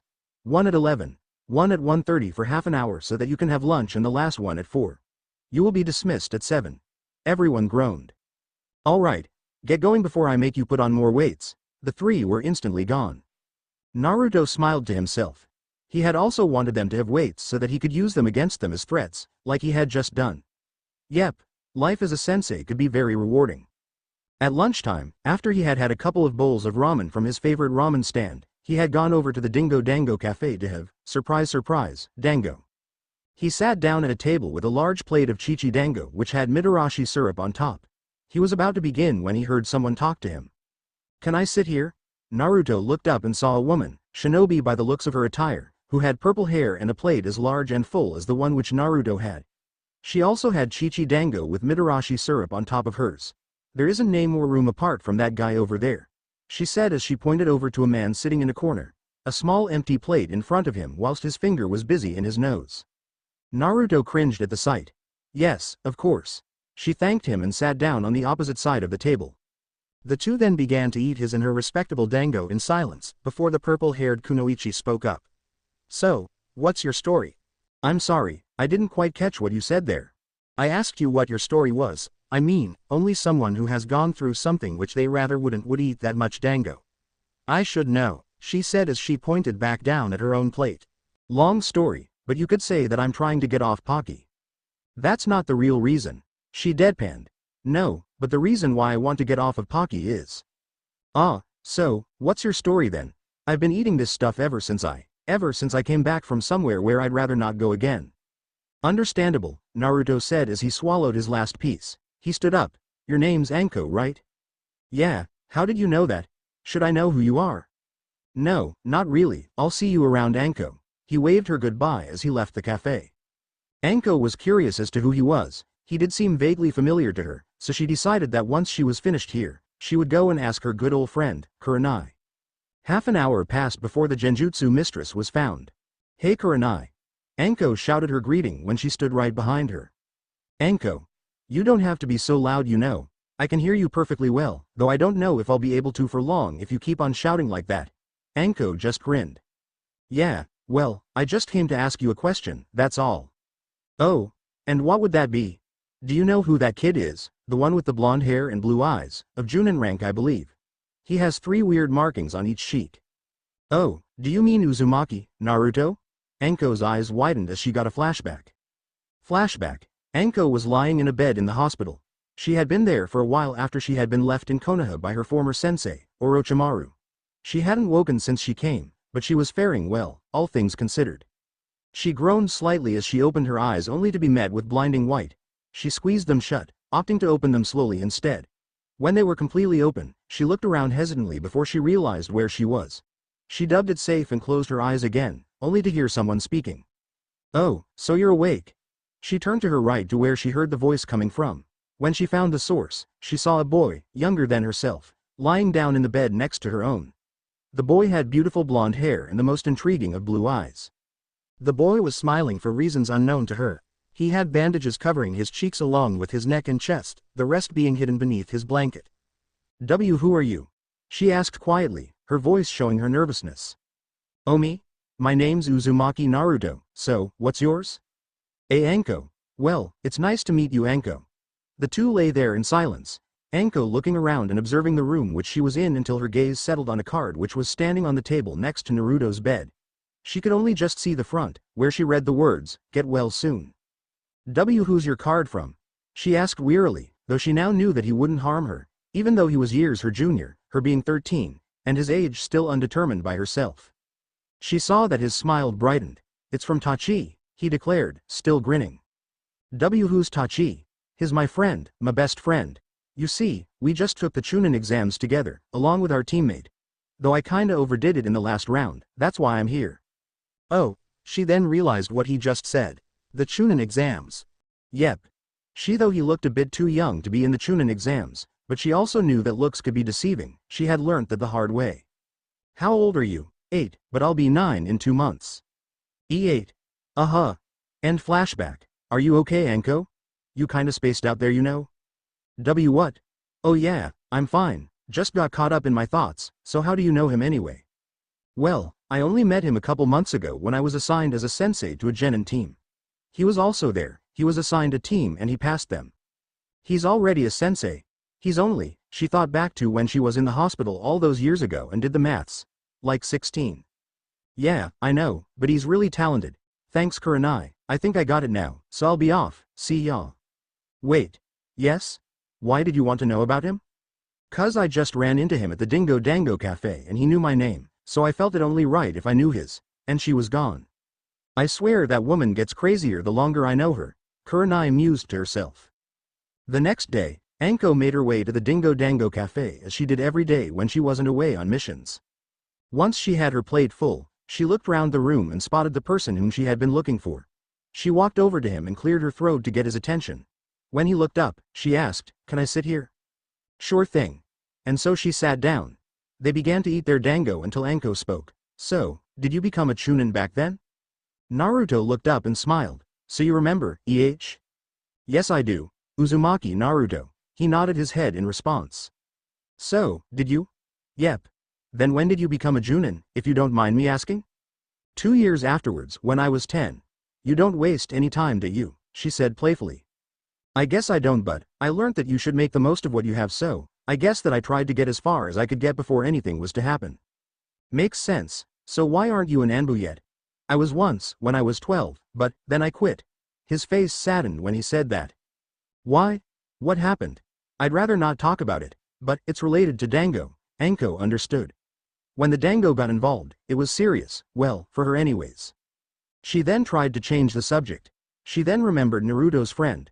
"So, how's Tachi doing?" However, what she didn't expect was for Naruto's mood to fall even further down. She could see the hurt, the pain and the sadness in his eyes. She guessed that his friend had something to do with Naruto eating dango and quitting the Anbu. She then tried to change the subject for the second time. What now?" "So, I heard that you have a genin team." She mentally crossed her fingers, hoping that this was a safe topic. She looked up to see that he had a smile. A real smile on his face, and that look that he had in his eyes was also gone. Thanked Kami-sama. "Yeah, you heard right. Bunch of mismatches if you ask me. I got a Haruno fangirl, a revenge-obsessed Uchiha and Inuzuka with a huge ego." Anko had a twitch in one of her eyes. Yep, that was definitely a bunch of odd ones. She pitied him slightly and she was also envious as they would surely be amusing to have together. Naruto noticed the look on Anko's face. Very strange batch. He muttered right before he put his last piece of dango in his mouth. Anko shook her head and also ate her last piece. They stood up at the same time, both of them waving to the other as they left to do whatever they were going to do. 2 weeks later, in those 2 weeks, Naruto had increased everyone's weights. Sasuke now had a total of 60 kilograms on, all of his weights doubling in weight, while Kiba had a total of 90 on, his tripling. Sakura had 42 on, 7 on her wrists and ankles and 14 on her waist. They were still carrying on with their laps of Konoha, 2 each morning with push-ups and the sword afterwards. All 3 of them had completed the water walking exercise as well. All in all, they had progressed nicely where their physique was involved. However, they were also getting impatient, as they hadn't been taught any ninjutsu or genjutsu. Also, Kiba had been trying and failing to get Naruto to tell him what the red chakra that Naruto used was and how he got it. "Naruto, Kiba, you do know that you should call me Naruto-sensei, right? Since I'm your superior and teacher, after all." Naruto informed the Inuzuka. "Whatever. I have a question." "No, Kiba, I'm not gonna tell you what my red chakra is." "No, that's not what I want to know. I have a new question for you." "Oh, then shoot. When did you get your claw things?" "I got them when I was 12, heading on 13. "So is it an Anbu thing?" "No, not really, so that means that I can also get some of those, right?" "I wouldn't recommend it, especially if you knew the reason as to why I got them," Naruto replied, ending it with an almost whisper, like he was talking to himself. Kiba raised an eyebrow at the obvious emotion on display. "So why do you get him?" Naruto smiled softly. "It doesn't matter, anyway, they're not for you." "What do you mean they aren't for me? They were practically made for me." Naruto let out a long sigh. He had to tell him, "Kiba, when you have these, they are extremely painful to use, as they come out straight through your skin between your knuckles, and they also rip right through anything else in their path. You won't be able to heal them and therefore, it'll most likely render your arms useless. Besides, you need a lot of chakra control to be able to draw them correctly." Kiba put a finger in his chin in a thinking manner. "Then how come you can use them when you said that they would render one's arms useless?" "Well, you could say that I have super healing abilities. Like a bloodline. I guess you could say that. Alright, I give." He then ran over to carry on with his training exercises. "I heard some kid call Kiba troublesome, and I couldn't agree more," Naruto thought to himself. He leaned against a tree and watched his team train in front of him. They had come a long way, but they had even further to go. Kiba was physically the fittest of the group, he couldn't deny that, though he did know that that also came with the training and clan jutsus that the Inuzukas had. Sasuke was above average for their age, which was to be expected seeing as he was also dubbed the Rookie of the Year. But Sakura, she was lagging behind a bit. He could see her struggling, but he could also see that she refused to give up, and he respected that, though that it also had something to do with her trying to impress Sasuke, but motivation was motivation, nay? I had been thinking of what he should do with her. He knew that she would need a bit more attention than the others for now, just until she could catch up a bit. Hey, Sakura, come over here for a second, he shouted, and said girl came running over to him, panting slightly, though she tried to hide it.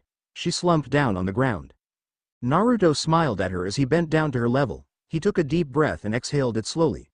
Sakura, he didn't know where to start. You know that you're behind the others, don't you? He said as kindly as he could, his voice soft. She nodded and looked away, saddened that her sensei had also noticed. But, I can see that you're trying and that you're not giving up, and that is very important, and not many are like that. She looked back up and smiled a small smile. Naruto smiled back.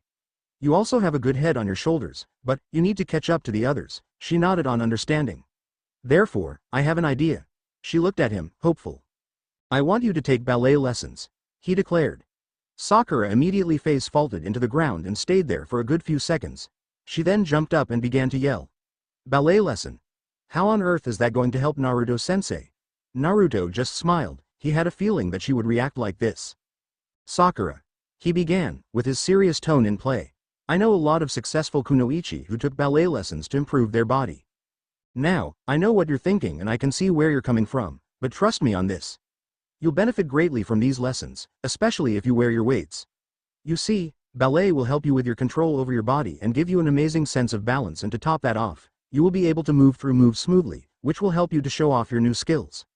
Sakura smiled. Then her smile grew until she had stars in her eyes. Hook, liner, and sinker. So what do you say, Sakura? He asked, hopeful, though he had a pretty good feeling of what her answer would be. Yes. She shouted out loud. Glad to hear it. Listen, I know someone who knows someone who works at a dance center and she'll be able to get you in. Your classes will be in the evening, so they won't interfere with our training, if only a little, but you'll benefit more than you'll lose from it. Thank you, sensei. She said, and he could hear that she meant it, especially since she just called him sensei and not Naruto-sensei. No need to thank me. Besides, I'm only trying to make sure that I have the best genin team out there. So I'm only doing it for myself. He teased, and he knew that Sakura caught on as she laughed a little herself. Anyway, why don't you go and catch up to the others? I've held you up enough. Oh, and your first ballet lesson will begin in 3 days' time. I'll tell you the address tomorrow. Okay, Naruto-sensei, she said as she ran off towards the others. Hours passed and he looked up at the sun in the sky. Well, it was actually quite far down, so he decided that it was time to end that day's training. Alright guys, that's enough for today. Why don't you all head home? Kiba nodded as he and Akamaru ran back in the direction of the Inuzuka compound. Sakura also ran back home, after being rejected by Sasuke for a date. Sasuke, however, stayed in place, like he was expecting something. Naruto, though, that was odd, so he walked over to him. Is something wrong? He asked simply. Sasuke looked up at him, determination written all over his face. Train me. Naruto raised an eyebrow. Train you? What do you think I've been doing? No, that's not what I mean. I want you to train me so that I can get stronger in order for me to succeed in reaching my ambition. Naruto thought back to the day and remembered what Sasuke had said that day. Naruto's smile saddened, though it was still there. Sasuke, he paused for a few seconds. You need to learn that there is more to life than revenge. No, sensei, there isn't. My sole purpose is to avenge my clan. You're not an avenger, Sasuke. You're a good, maybe even great shinobi whose heart is set on something which will ruin your life. I'm an avenger, and that is all I am. Sasuke, I understand the pain that you're. Sasuke lost it. No, sensei, you don't know what it's like. Knowing that you're the only one left after your own brother killed everyone you held dear to you. You don't know what the pain is like, so don't even pretend that you do. Don't you dare say that I don't know what it's like. No one knows what it's like. Oh Sasuke, you are clearly mistaken. I know exactly what it's like. How can you when you're always so happy? You don't know what it's like to lose everything and everyone, you have no idea. Oh yes I do. My life hasn't been an easy walk in the park. My life's been a living hell. It won't compare to mine, is that right? I never even knew my family. My dad died before I was born, and my mom left me here in Konoha the day that I was born, never to come back again, and on that very same day, I was given a burden that I didn't ask for, one that would make people hate me for something that I had nothing to do with. But the sad thing is that, I'm proud of my mom, because she has helped so many other people, even though I have not once met her in person. And to top that off, the one person that I let close, the one person I thought that I could trust my life with, he betrayed me the day he killed his clan. That's right Sasuke, I knew your brother, And I knew him so well. You could even say I loved him. I really did. I loved him so much. Sasuke's eyes widened at his sensei's declaration. He loved my brother. He didn't know what to think. He knew that Naruto wasn't lying, as all of his emotions were so clear and the emotions evident in his shout was also a clear indicator. Naruto began to walk off in a huff. He couldn't believe that he had just lost it like that and just spilled everything out like that. He then slowed down, a tear decorating his cheek. You're not the only one he betrayed, Sasuke. He betrayed me too, he said in an almost whisper, but Sasuke heard it nonetheless. But before the Uchiha could react, his sensei was long gone. Next day, the 3 genins of Team 7 had been waiting at their usual meeting place for a good hour and there was still no sign of their sensei. Kiba was fuming and Akamaru was barking. Sakura also wasn't in that good a mood, but it did help that her sensei had been able to help her out with her problem the day before. Sasuke, however, was in deep thought. His mind was in utter turmoil. It kept replaying the events that happened the previous day. He loved him, but, I don't know, how can he act like he does? He just didn't know what to do, but he had decided that morning that he would apologize, which would be a first in a while.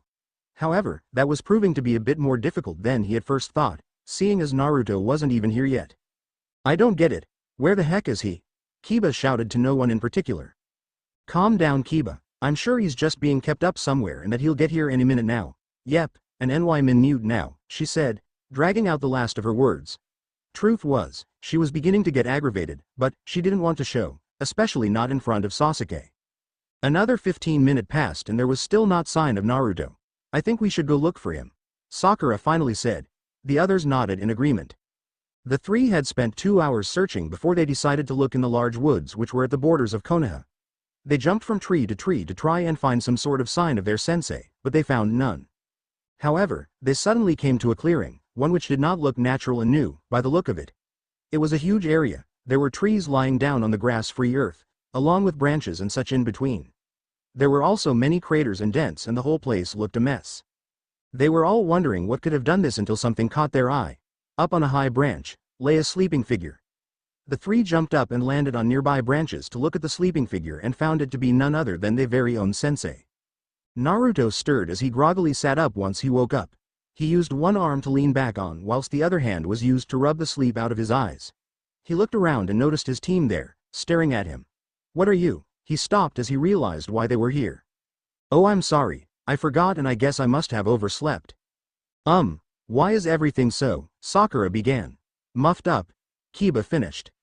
Naruto then looked around sleepily and smiled cheekily. Well, I guess I got a bit carried away last night, Sakura and Kiba laughed nervously, but Sasuke couldn't help but feel that all of this destruction was his fault.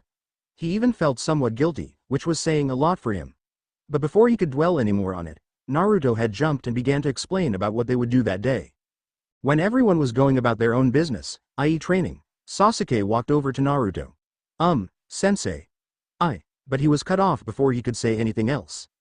Listen, Sasuke, I'm sorry about losing it in front of you like that last night. I guess that it is still somewhat of a sensitive topic for me, even though it was years ago. I guess I probably won't ever get over it, but that's beside the point. I'm sorry, okay? So let's just forget about yesterday and carry on as if it never happened, okay? Sasuke took a while to absorb everything before he nodded in agreement. He offered a barely visible smile, but a smile nonetheless, which Naruto did catch, smiling back in response. Sasuke then ran back over to carry on with the routine set for the day. Naruto just leaned against a tree and thought to himself whilst watching his team train. I really should learn to keep a straight face instead of losing it like I did. It would also save more trees from being on the other end of my fist. He chuckled lightly at his own thoughts. 1 week later, Naruto and Anko had been meeting up at the Dingo Dango Cafe over the past 3 weeks whenever they both were free, which had been quite often considering that they were both busy shinobi. They would have their respected shares of dango and they would talk about whatever came to mind. However, they both met up earlier than usual this day, as Anko had a mission later that day and Naruto had given his team the day off that day, though he didn't specify for what reasons. They both sat at their now usual spot and began eating their dango, silent for once, an eerie silence about them. Anko looked up to see Naruto absent-mindedly poking his random pieces of dango, placing the odd one in his mouth when he felt that it had been poked enough. She didn't know what was wrong with the guy and frankly, it was quite annoying. She hoped that he would stop soon but he didn't, creating more frustration for her. She didn't know what to do with him. Meanwhile, Naruto was too deep in though to actually think about or even acknowledge his tasty treat in front of him. You see, this day was a painful day for Naruto, and for Sasuke for that matter, which was why he had given his team the day off. He knew Sasuke would act differently and it would probably be hard for him, as it was on himself. He had even forgotten that Anko was there with him until he heard an over-exaggerated ahem, which had quickly caught his attention. He looked up, slightly drowsily. "I'm sorry, what were you saying?" Anko tapped a finger on her other arm as she stared at him. She was now also in deep thought. What happened to him today? Maybe it was something that happened a while ago, perhaps this is some sort of anniversary, but I don't know anything that could have happened on this day. She then tried to remember what the date was today, and when she remembered, she tried to think of something that happened this day. I can't think of anything, except for the Uchiha massacre, but why would that affect him? It hit her. When she had mentioned the guy named Tachi, it had obviously been a nickname for Itachi. Today is the anniversary of the day Uchiha Itachi killed all of the Uchihas, except for Sasuke, so that's why he let his team have the whole day off. It was for Sasuke, and himself perhaps. It all makes sense now, though I don't like seeing him like this. Anko, are you there? Naruto repeated as he waved a hand over Anko's face. Suddenly, she reacted and shook her head whilst Naruto let out a small sigh of relief. He had been getting worried about her. You okay, Anko? Well, yeah, I'm fine, though, I was thinking. She paused. That can't be good, Naruto joked, seemingly out of his earlier bad mood. Anko just smirked as she thought of how to say what she wanted to say. You know, Naruto, we've been meeting up with each other for a while, and we've had fun, right? Yeah, Naruto replied, uncertain of where this was going. So, what would you say to us two going out on a date? Naruto raised an eyebrow. You mean like a date? Yeah, unless you don't want to, of course, Naruto smirked, raising his hand up to his chin in a thinking manner, looking up in the corner of his eyes. I'd have to think about that, he joked, his smirk then turned into a smile, looking straight into her eyes. When and where? Was his simple reply, receiving a smile back from Anko, who was glad for 3 reasons. 1 being that Naruto's mood was lifted. 2 was her being the one able to lift it, and 3, the two of them were going to go on a date. Naruto and Anko were walking back from their first date together. They had gone out to eat and they had both found out that the other quite enjoyed pulling pranks, so they had spent a good few hours doing so, where many of their friends had become victims. Kakashi getting pranked twice. They both knew that they would be the culprits of it all, but they both thought that it was worth it in the end. It was nice to be doing one of their favorite pastimes with someone which they liked. The two were walking through the park, side by side with Anko smirking. Why was she smirking? Well, it was quite simple actually. She could see Naruto out of the corner of her eye and she could see his hand twitching slightly and that he looked to be a bit nervous. She knew his intentions and she thought it sweet in a way, though she was getting a bit impatient with the waiting, so she decided to do something about it. She let out a long sigh as she grabbed his hand in her own and held it tightly, though not too tightly, just perfectly in fact. He also let out a sigh of relief and turned to face Anko, with a sweet smile, as she dubbed it. She liked it, there was something there, it was kind and soft, yet it was cheeky and sly in a way. Yes, that smile had the essence of a fox in it, and she absolutely loved it, so she smiled back again.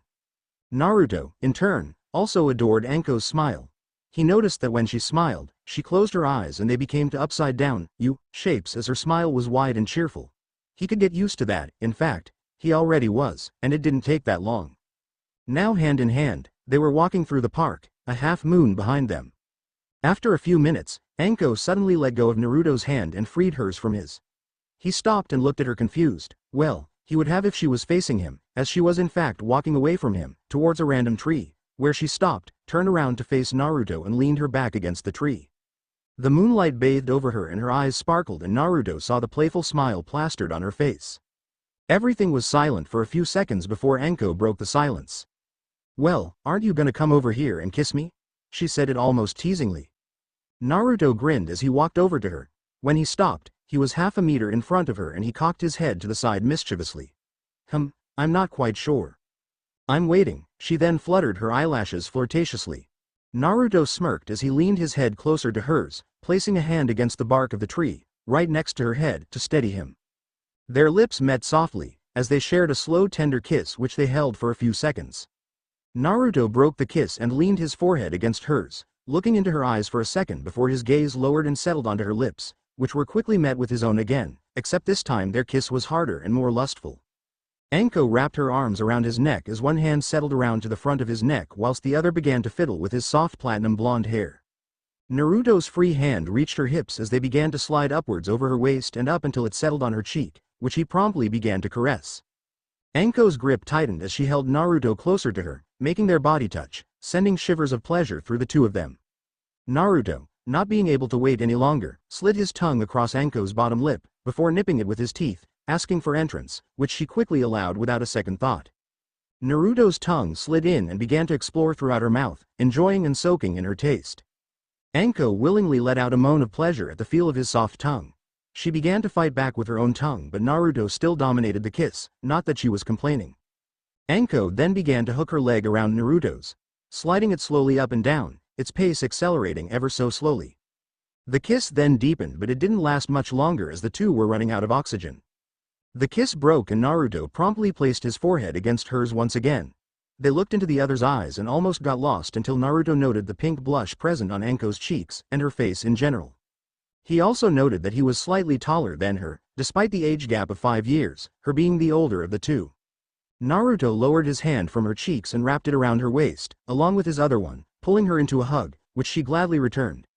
Naruto turned his head inward and inhaled the scent of her hair for a few seconds, Anko getting a slight shiver from the closeness of the two. "You smell good," Naruto quietly said out of thin air. Anko let out a short amused giggle, which was rare for her. "You liked? I bought the shampoo especially for tonight." His reply was muffled by her hair, which smelled of a combination of lavender and jasmine. Naruto brought up a hand and raked his fingers through her hair, stroking her scalp once over. He slowly loosened his grip on her until they broke away from each other, except that they were holding hands again. Naruto smiled softly at Anko before looking away, towards the direction of her apartment. The two began to walk in that direction. They took their time, walking in a comfortable silence, both of them sneaking glances at the other, and when they both looked at the same time, they would smile and look away again. Within an hour, they had reached her apartment, which was a decent-sized flat on the second floor, which was also the top floor of the building. They stopped outside the main door. "You want to come inside?" Anko asked softly. "Not tonight, Anko-chan. I have to get up early to meet up with my genin team in the morning, maybe another night." He then gave her a soft peck on the lips. She looked at him in the eye, a thoughtful expression on her face. "So you're implying that?" "That I definitely think that we should go on another date together, soon." Anko leaned her head closer, quietly saying, "Sounds good to me," before giving him a peck on the lips, promptly releasing herself from his grip, digging her hand into one of the many pockets on her tan trench coat, in search of her house keys, all the while keeping eye contact with Naruto. When she found them, she pulled them out and dangled them in the air, filling the hall with a jingle-like sound. "I guess I better get going, Anko-chan. I'll see you around." He smiled and waved at her, Anko doing the same, as he turned around and left, leaving Anko still standing in the hallway. She quickly shook herself out of her daze, unlocked the door, walked in, locked the door and did whatever had to be done before going to bed, falling asleep with a small smile plastered on her face, Naruto doing the exact same thing once he reached his house. 1 week later, 3, 2, 1, morning team. Naruto shouted out as he walked towards the 3 genins without a second to spare. "Good morning, sensei." Sakura chimed. Her male teammates just grunted in response. "Alright everyone, I have something to give you all, so gather around." Immediately all 3 people were sitting around him, Kiba being especially excited. "Okay." Naruto dug his hand into his pocket and when he found what he was looking for, pulled it out of his pocket. In his hand were 6 pieces of paper, 3 were about an A5 and white, whilst the other 3 were small and a cream color. He passed the 3 larger pieces around to everyone. "I have nominated you all for the upcoming Chunin exams and all you have to do is to fill in these forms which I have given you all. You have a week to decide whether or not you'll be participating or not." Naruto then looked around to study the others' faces. He could tell that Kiba was getting cocky, probably thinking that he'd get promoted to Chunin like it was nothing. "Before you make your decision, let me just tell you that the Chunin exams are very difficult and many genins have died during them, so if you have even the slightest hint of doubt, it would be best for you not to participate. However, I have been training you slightly differently from how other Junins train their genin teams, so I know that you are all strong enough to participate, but it also depends on your confidence in yourself. The choice is solely yours and no one else can make it for you." There was silence for a while before Naruto spoke again. "Alright, I also have something else to give you." He passed the other 3 pieces of paper around. Naruto, what are these for?" "They're all blank," Kiba stated. "These, Kiba, are used to find what affinity you have." Now, he pulled out another one from his pocket. "I'll show you how it works, then I'll explain it all to you and then you can try." Naruto focused some of his chakra into the paper. It split in half, whilst one half turned slightly soggy and the other got a few flames started, but not enough to burn the whole half. Naruto looked around at the others and saw that they were staring intently at the pieces of paper. Okay, since mine was cut in half first, that means I have an affinity for wind. However, because one half also turned slightly soggy, it means that I have a lesser affinity for water, along with fire since the other half combusted a little. Normally, ninjas only have one affinity, but Chunin ranks and above can sometimes gain another affinity. Okay, to test out your affinity, you must concentrate some of your chakra into your piece of paper, and then we just have to see what happens. Also, if it crumbles, it means you have an affinity for lightning, while if it turns to dust, you have an affinity for earth, understood? Good, now why don't you all have a go? And so they did. Sakura was the first to get as hers turned soggy. Sasuke got it next and has erupted into flames. Kiba got it soon after and has turned to dust. Alright, so that means that Sakura has an affinity for water types, Sasuke has one for fire types whilst Kiba has one for earth types. It's good to have a combination on a team. Now, there are two reasons as to why I tested to see which affinity you all had. 1, I was curious, and 2, I'm going to teach you all a jutsu each which is in your affinity category. I'll give you each a scroll with it in and then you have this week to learn it before going to the Chunin exams, that is, if you decide to participate altogether. He looked around again and nodded to himself, as his hand dug into another pocket, grinding out 3 scrolls. He gave the first one to Sasuke. This contains everything that you need to know for Kaden. Karyu Enden, Fire Release. Fire Dragon Flame Missile, which is a B-ranked jutsu. I know that you have all of your clan's C-ranked jutsus, so that is why I'm giving you a B rank. The next one was given to Kiba. This one contains everything that you need to know for Doden. Dochu Aigyo no Jutsu, Earth Release. Underground Projection Fish Technique, which is a C rank. However, it is a very useful one. I know that your attacks are mainly offensive, which is why I have given you a defensive jutsu. Not many ninja know this one, so consider yourself lucky. And finally Sakura, this scroll contains everything that you need to know about Sweden. Teppodama, Water Release. Gunshot, which, like Kiba's, is also a C-rank jutsu. However, unlike Kiba, you don't have that many offensive jutsus, which is why you have received this one. Okay everyone, keep these scrolls and you all have a week to learn them. There will otherwise be no training from me, but you may come to me if you need any help, alright? Good. See ya. And he disappeared in a poof. Hey, he clearly showed favoritism by giving Sasuke a higher rank jutsu than us, Kiba complained as soon as Naruto was gone. Don't say that, Kiba. Naruto sensei treated us all equally because he gave you the defensive jutsu. He even said that not many people knew yours, so that makes yours equally as good.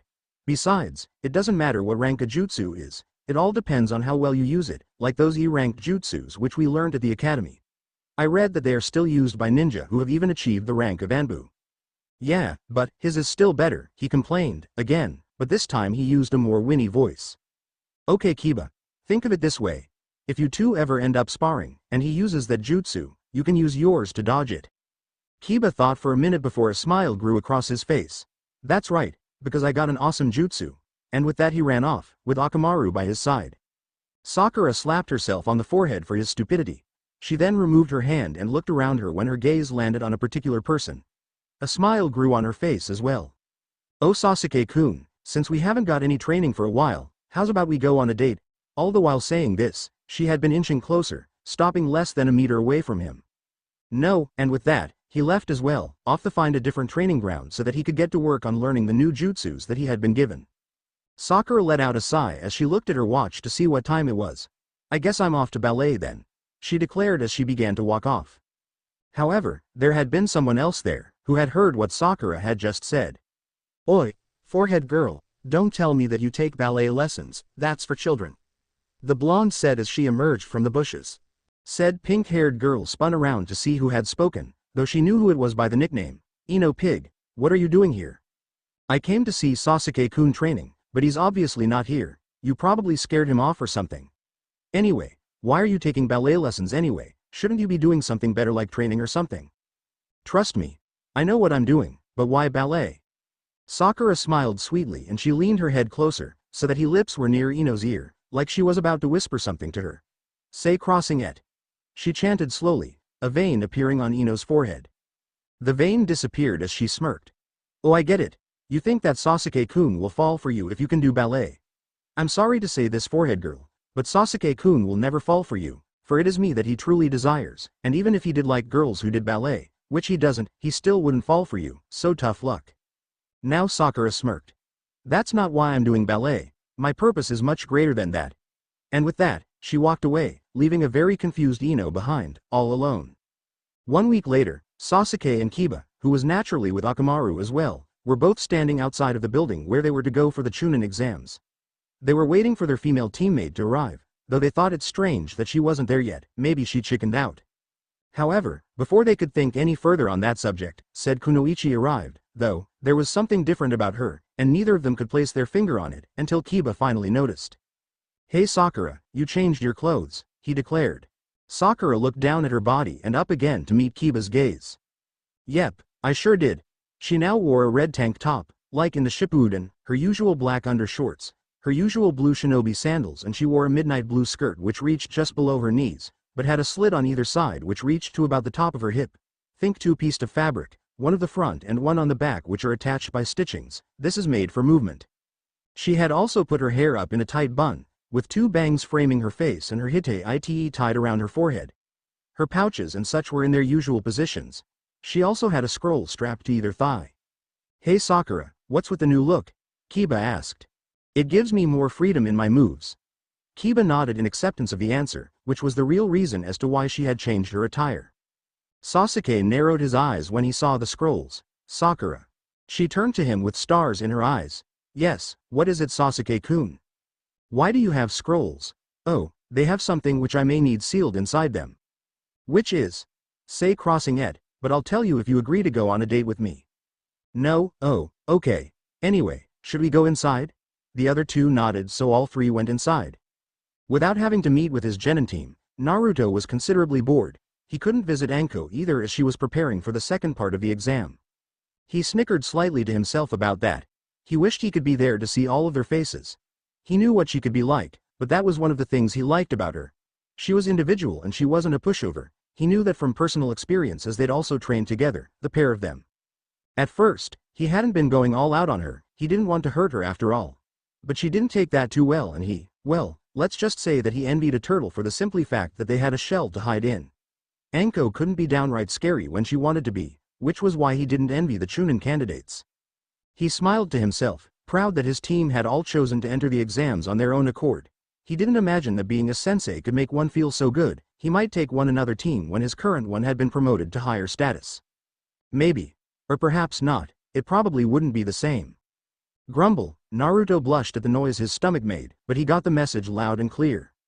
Time to visit the old man, he said happily to himself as he jumped up onto the roof of a nearby building so that it would be easier to, and faster, to get to Ichiraku. When he reached his destination, he sat down in his usual stool. Naruto. Said person looked up to find Ayame standing there in front of him, behind the counter, a big smile plastered on her face. He smiled back at her. I haven't seen you in ages, why haven't you visited us? She pouted, looking hurt, though Naruto could easily see the amusement present in her eyes. Naruto simply shrugged.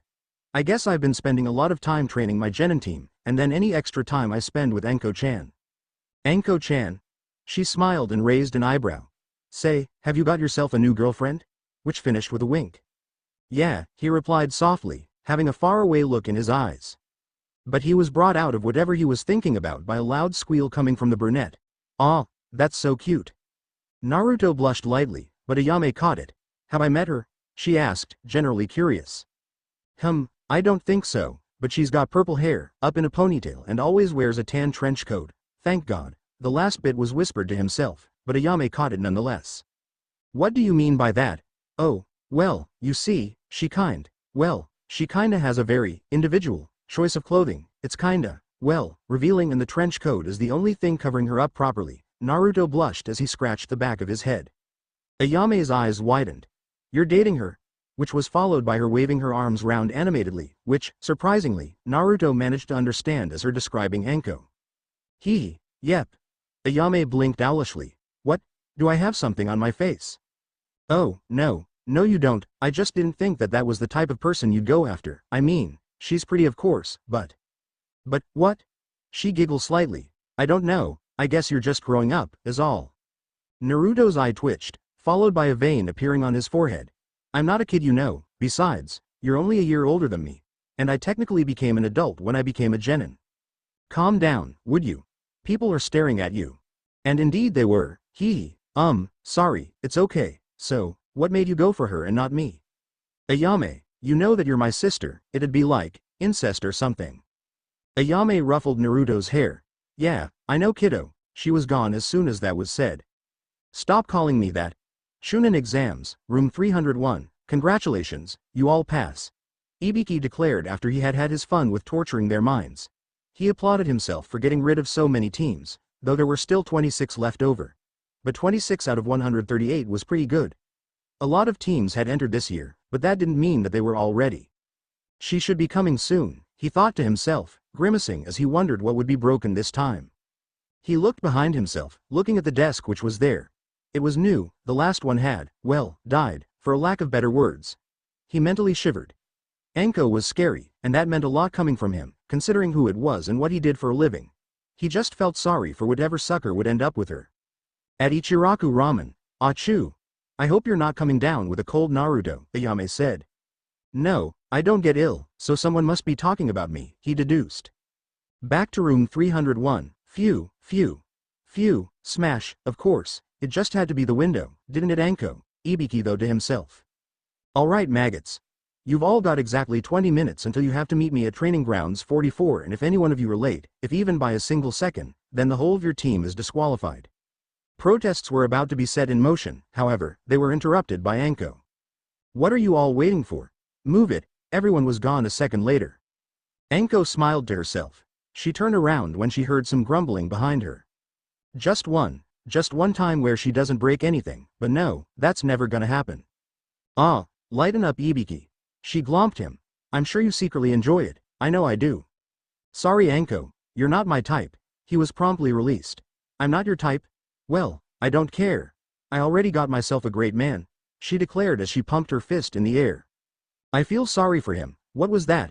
Nothing Anko, nothing at all, poor guy, doesn't know what he got himself into, though, knowing Anko, he may not have had a choice, I saw her looking at that academy teacher a few times some months ago, maybe it's him, I hope it isn't for his sake, he's too soft to let her down. Hello, anybody there? Waha? Shouldn't you be going to meet the Genins? No, I think I'll make them wait and enjoy the view of the forest, she chuckled to herself at the thought. Okay, do whatever you like Anko, as long as it doesn't involve me, that is, he thought as he crept out of the room. Ichiraku Ramen, that really hit the spot, he said as he rubbed his belly.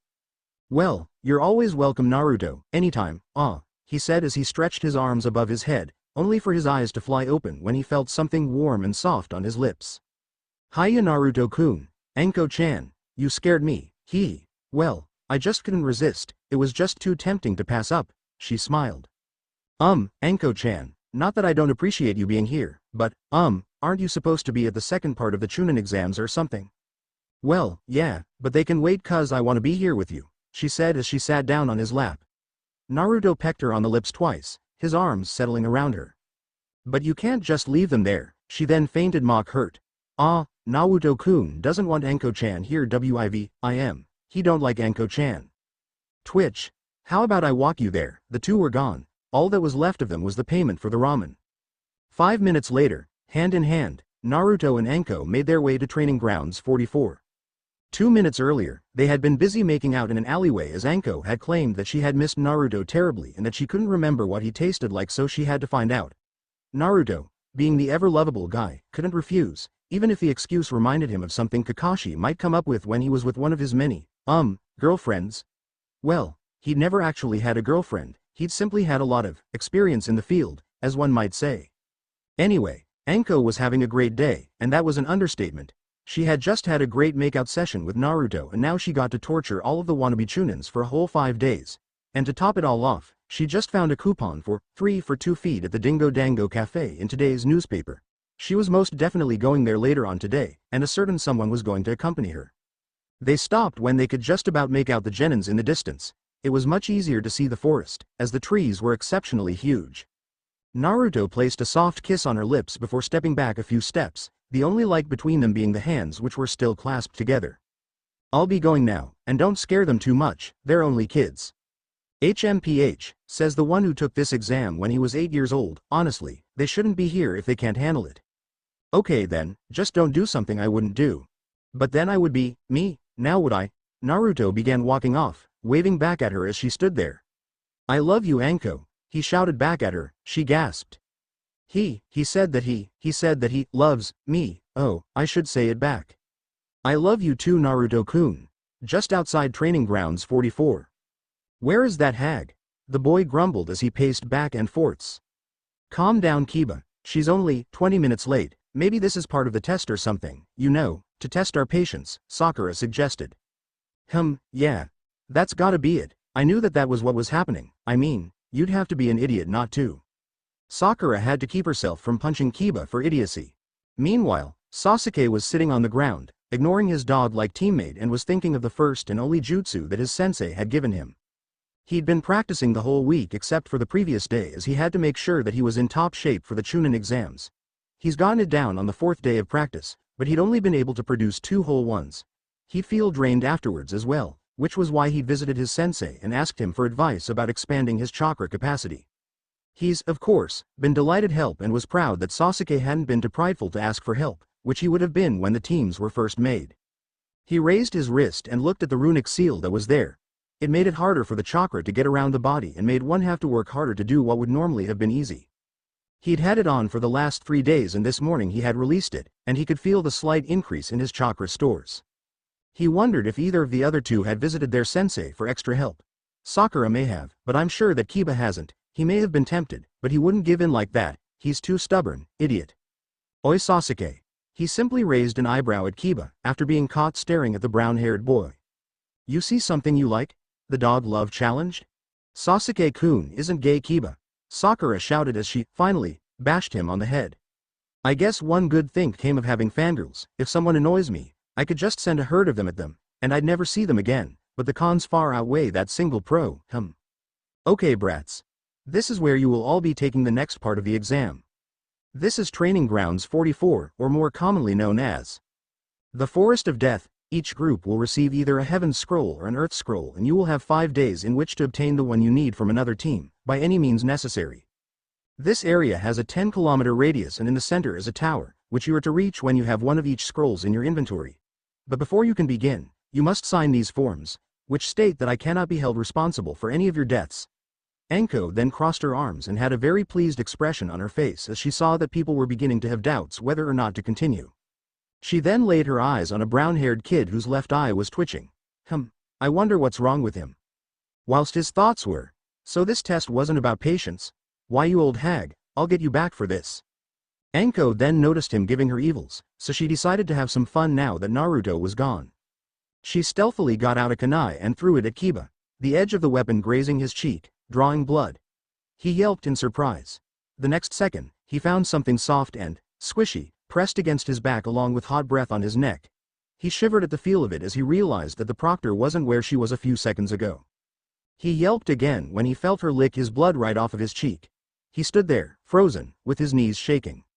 It wasn't the best blood I've had, but it wasn't too bad I guess, for a mutt.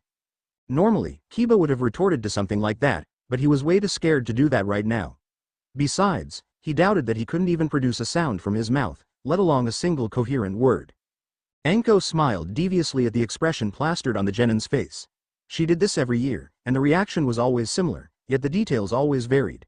This was why she always volunteered to be a proctor for this part of the exam. Anko was too caught up to realize that someone was approaching her. She felt a tap on her back and immediately turned around to see that it was one of the grass nins, holding her kunai with the person's outstretched tongue. Here you go. Thanks. Anko then took the slightly wet kunai and returned to where she left off. Okay. The forms will be given round and when your team has signed them, line up so that you may enter the tent over there to hand them in and receive your team's scroll. 10 minutes later and everyone was ready, standing outside their designated gates, waiting for the go-ahead and for the gates to open. Many were sweating with anticipation and anxiousness, but they were all too determined to quit. See you all in 5 days, hopefully. Now, begin. And the gates swung open and all of the teams disappeared into the forest. Naruto was walking back from Training Ground 44 after dropping off Anko there. He was whistling a happy tune whilst he had his arms crossed behind his neck when he suddenly stopped, eyes wide. I said, She said she loved me. It's times like these that I remember that you're blonde, the demon muttered to himself, though he purposely said it loud enough for the Chunin to hear it. B-U-I-U-R-G. Forgetting completely where he was previously heading, he ran straight back home, closed and locked the door and went up the stairs to his bedroom, throwing himself down on his bed. He lay there, motionless, with his pillow held tightly in his arms. His whole body was tense.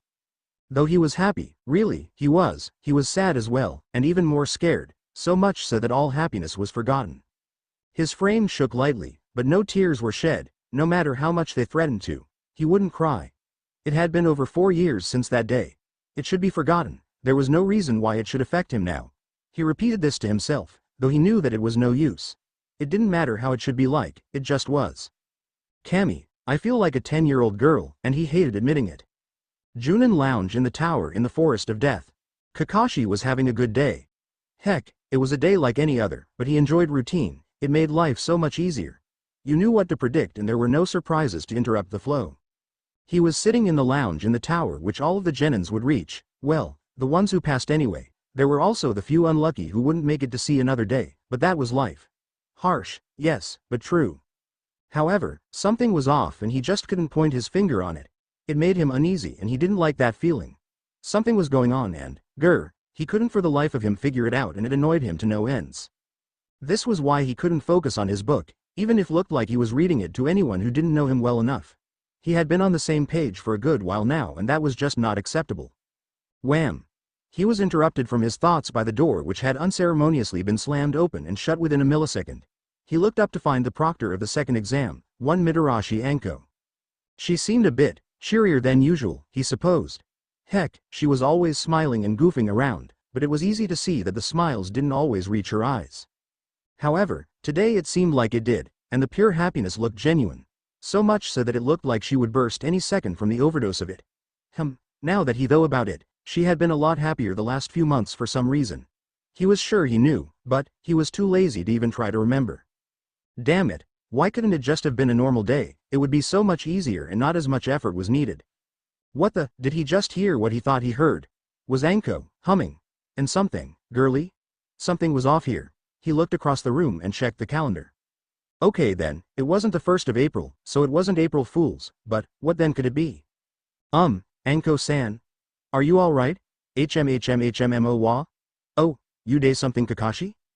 Stuck in her own little dream world, I was just wondering if something was bothering you. You seem a bit off today, if you don't mind me saying so. I'm just super duper extraordinary happy. She finished this off with a giggle whilst a sweat drop made itself known on Kakashi's forehead. Right, care to elaborate? She literally glided along the floor and slid onto the couch with such elegance that he would have never believed it had he not seen it with his own eye. His Sharingan was covered up. She then let out a gentle sigh. Kakashi was beginning to sweat. Something was obviously amiss and for it to have affected Anko in such a way it must have been something big. At his awaiting raised eyebrow, she simply answered, my boyfriend, and left it at that like it was the answer to all the world's problems. Kakashi thought for a second and remembered that Naruto was her boyfriend. He didn't know what he saw in her but to be honest, he shouldn't say anything as he himself had habits which people didn't understand, though Naruto did. He really took the saying, underneath, to heart, which made him proud to call him friend. He looked again at Anko, and he could literally see hearts in her eyes. He mentally face-palmed. That look reminded him of one of Naruto's fangirls. Yes, he had those, a whole club of them to be precise. But he knew how to avoid them. But that just made them more persistent. He tried the nice guy approach, by telling them that he was flattered that they admired him but then gently turned them down, saying that he wasn't ready for another relationship or that he wasn't interested in them like they were him. But that just made them love him more. But when he started going out with that Inuzuka Hana, he remembered she was able to get them to back of her boyfriend at the time, though ex now. He believed that they were still friends. Looking at Anko, he realized that Naruto liked the kinda girl or was different from the normal girl. One who would spend hours doing their hair and makeup and whatnot. He didn't go for that type, and he couldn't blame him. If he counted correctly, Anko would be Naruto's 6th girlfriend and their relationship would so far be Naruto's 2nd longest, with his and Hana's being the longest of 8 months. He really should find a hobby, rather than pondering on Naruto's love life. How did he even get to this topic in the first place? Oh right, Anko's strange behavior. Anyway, point is he'd seen that look before. 2 of his girlfriends had also had that look, and when that happened, their relationship ended shortly, though Naruto was very kind about it. He pitied Anko now. It seemed that their relationship wouldn't last much longer. Naruto had been scared about getting in too deeply with someone for understanding reasons. At first, he had been adamant with even going on a date, but Iruka had been there to help him all the way through, even going on a double date with him. He had improved a lot, but he still desperately tried to avoid getting too involved in fear of a repeat happening. But he could understand others falling for Naruto. I mean, come on, he's great guy with a good heart and good looks, not that he thought of him in that way.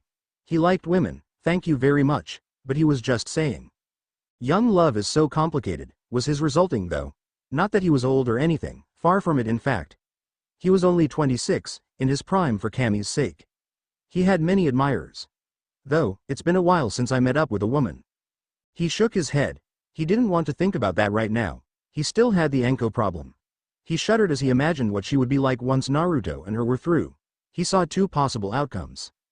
1. Depression. She'd whine and cry and act like a 4-year-old who didn't get a cookie when they wanted one, or 2. She would be angry and or mad, and even more sadistic than she already was, which was an incredibly scary thought, and knowing here, she wouldn't be afraid to vent some of it on him. Damn it, okay, so he had to be optimistic. Maybe, perhaps, there was the slightest chance that she would be the one to end it, or not, she looked too happy. Or they might come to an agreement or something similar. He hoped so. He looked over to Anko again, to find her staring out of the window, with a dreamy look on her face which he's never seen there before. It didn't fit as well as it might have on a more girly woman, but it suited her. He smiled slightly. She looked good with the light from the sun shining on her face and glistening off of her hair. No, bad Kakashi, she's Naruto's girlfriend, she's off boundaries. He shook his head slightly. He idly wondered whether or not he should warn her about what would most likely be happening soon. Anko-san. Oh, it's wonderful Kakashi, just wonderful, damn it, now it's going to be harder to warn her.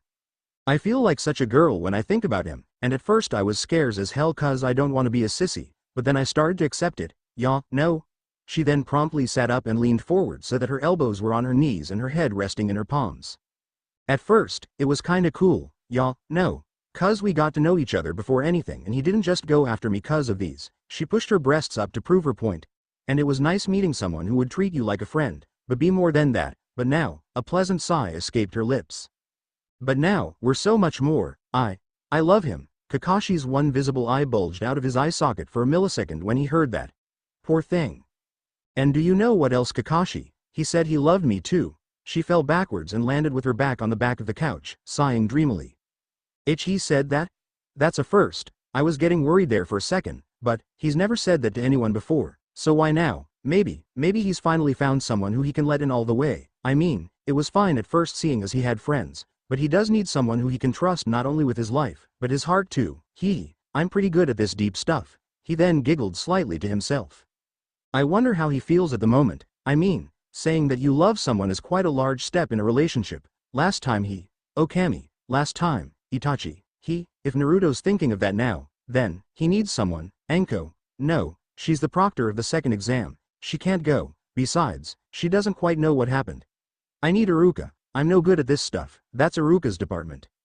I gotta go Anko-san, and he sped off. It was nice talking to you Kakashi, thanks for listening. She bellowed after him as she flung herself back down on the couch. Academy, alright class, your test results have most definitely improved, however, they're still not high enough, so there'll be another test next week on Monday so study hard during the weekend to improve your grades. And if they still aren't high enough, then you'll continue to be tested on the same subject until your score is good enough, then we'll move on after that. However, today we'll be. Iruka was heard being shouted from outside the door in the hallway somewhere. The door slammed open and there stood a nervous-looking Kakashi. What's wrong Kakashi? Iruka asked, alarm easily noticeable in his voice. It's Naruto. Iruka's eyes widened when he heard that. Though he didn't know what was wrong, he knew it was bad by the way Kakashi looked. He was about to run out the door when he remembered he had a class going on at the moment. Why don't you all go home and do questions 11 to 43 on page 96? I'll be collecting these tomorrow so I expect them done. And with that he ran out the door in the direction of Naruto's house which, unfortunately was on the opposite side of Konoha.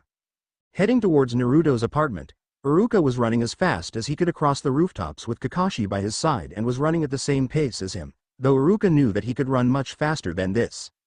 What's wrong Kakashi? What's going on with Naruto? Kakashi could hear how frantic Iruka sounded about Naruto, and he couldn't blame him. Iruka and Naruto were close, very close, like, brotherly close. Iruka had been the one who helped Naruto 4 years ago. Everyone had tried, but it was Iruka who had succeeded. I'm not sure if he's okay or not, I mean, I haven't seen him, but I just have this feeling that something is amiss. I was talking to Anko not too long ago and she said that she loved him. After Iruka nodded to confirm that he had taken in everything so far, Kakashi continued. But Naruto told her that he loved her, which is great that he found someone, but I'm worried. He's been scared of relationships and, I don't know if he's fine or if I don't know, he admitted.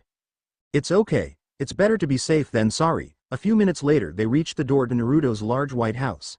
They knocked, and when no one came, they tried to open the door but found that it was locked. Kakashi jumped up onto one of the window sills and peered in. There was no one in the study. He carried on looking through each window until he landed by the one which was the bedroom window. He looked him and saw a blonde mop of hair sticking out on the other side of the bed. He's in the bedroom, Iruka, he called down. Iruka hurried over to the flower pot which hung near the kitchen window and collected the set keys which had been expertly hidden in there. They had placed them there should there be an emergency where they needed to enter and the door was locked. This was one of those times. He found the right key out of the 8 of so keys that hung on the loop. He pushed it into the lock and opened the door, running inside with Kakashi not far behind him as they ran up the stairs, towards Naruto's bedroom. They stopped outside to calm their breathing and relax for a second before Iruka tentatively knocked on the door. He heard a slight shuffle, but nothing indicated a response to the knock, so he gently opened the door, pushing it ajar slowly and peeked his head inside. He saw Naruto huddled in the corner with what looked like a pillow and a blanket, facing the wall.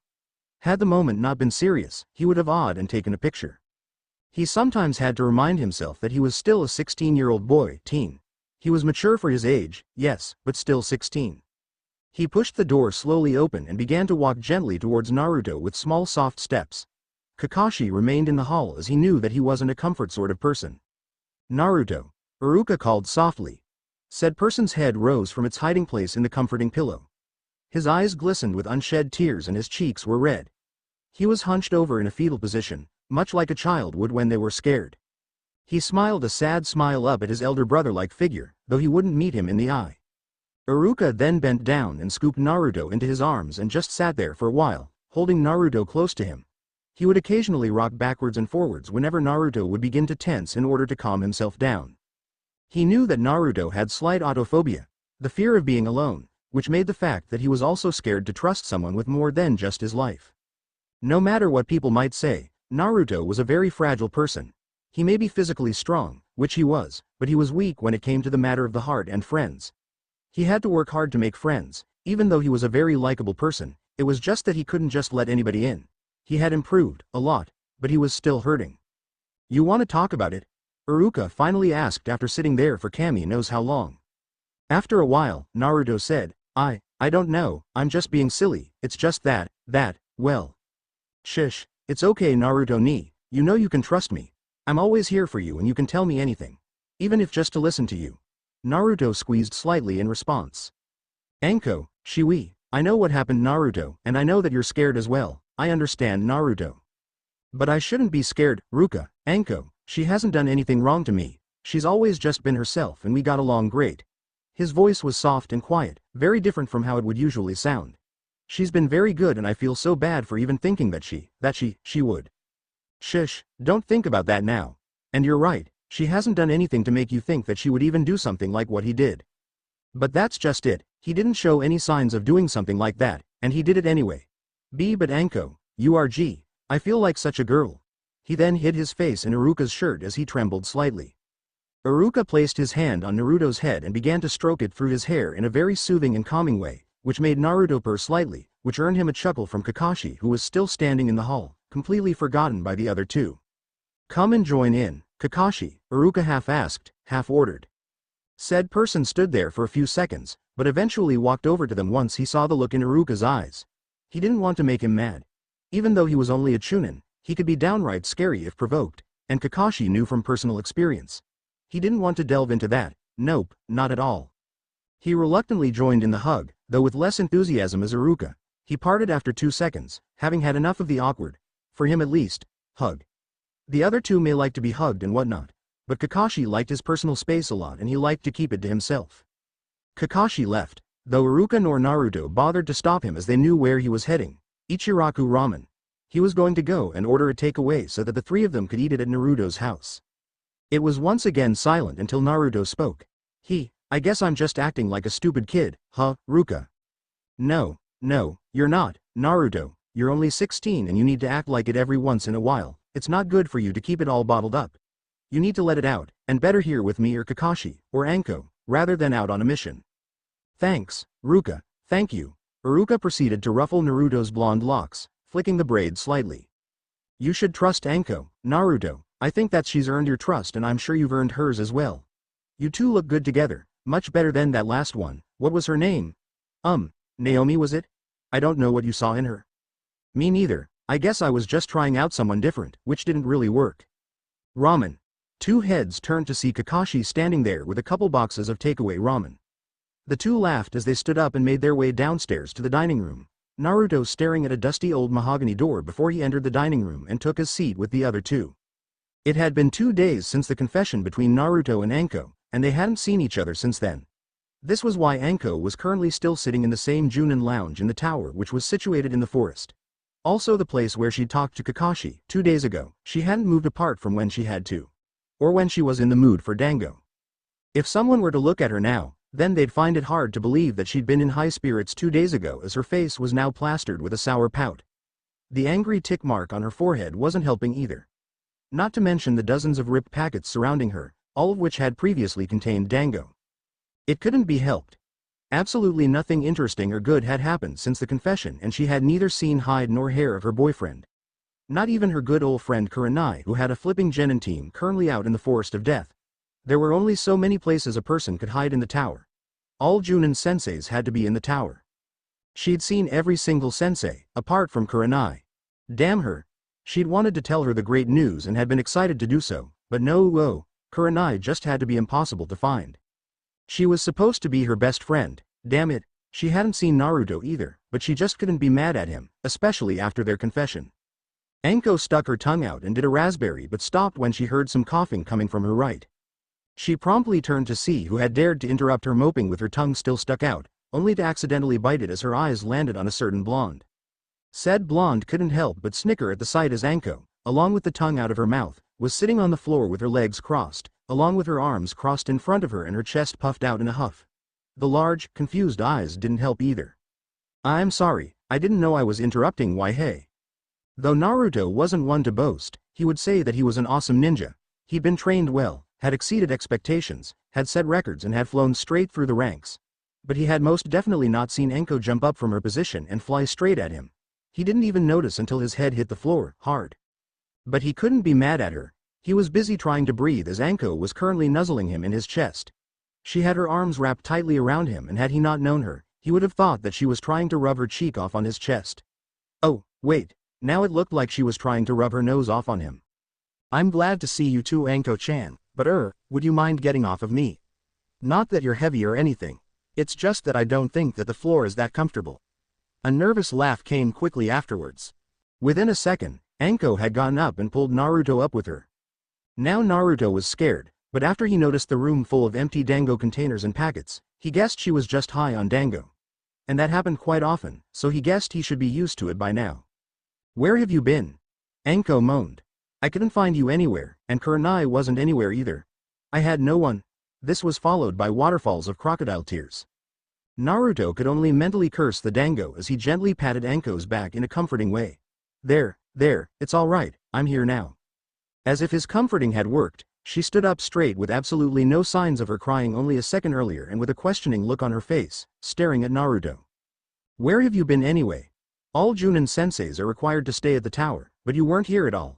I checked this morning, and you weren't here then either, so you must have just arrived. Well, after I said that ved you, What are you saying, Naruto-kun? Naruto could hear that her voice was laced thick with worry and perhaps a bit of fear. Her eyes matched her voice too. Do you regret that you? No, of course that I don't regret it, it's just. Well, if you don't regret it, then what's wrong? Anko's voice, though still thick with worry, was now also confused and no longer held a hint of fear. It's just that, when I said it, it just came out so easily. What's wrong with that? When you love someone, it's meant to be easy to tell them that you love them. Her voice was now more confused than worried. She just didn't get what was wrong. It scared me. I have never been able to say that to anyone since last time Naruto's eyes widened as he quickly slapped his hand over his mouth, but it was already too late. Last time? What do you mean last time? What happened? Naruto bit his bottom lip gently as he slowly sat down on the couch. Anko could tell that he was uncomfortable by the way that he sat with his legs pressed firmly together, his back was tense and slightly hunched forward, and she could see that his fingers were twitching as well. If that didn't give it away, then the look in his eyes would. She sat down next to him as closely as she could and placed an arm round his shoulders and her other hand on his cheeks as she gently turned his head so that they were facing each other. Naruto, what happened? This wasn't the Naruto she knew. He was always chipper and happy, always smiling. Or when he wasn't smiling, he was either on a mission or angry, mostly at Kiba. But she'd never seen him look so utterly sad and scared. He looked lost. Naruto was lost.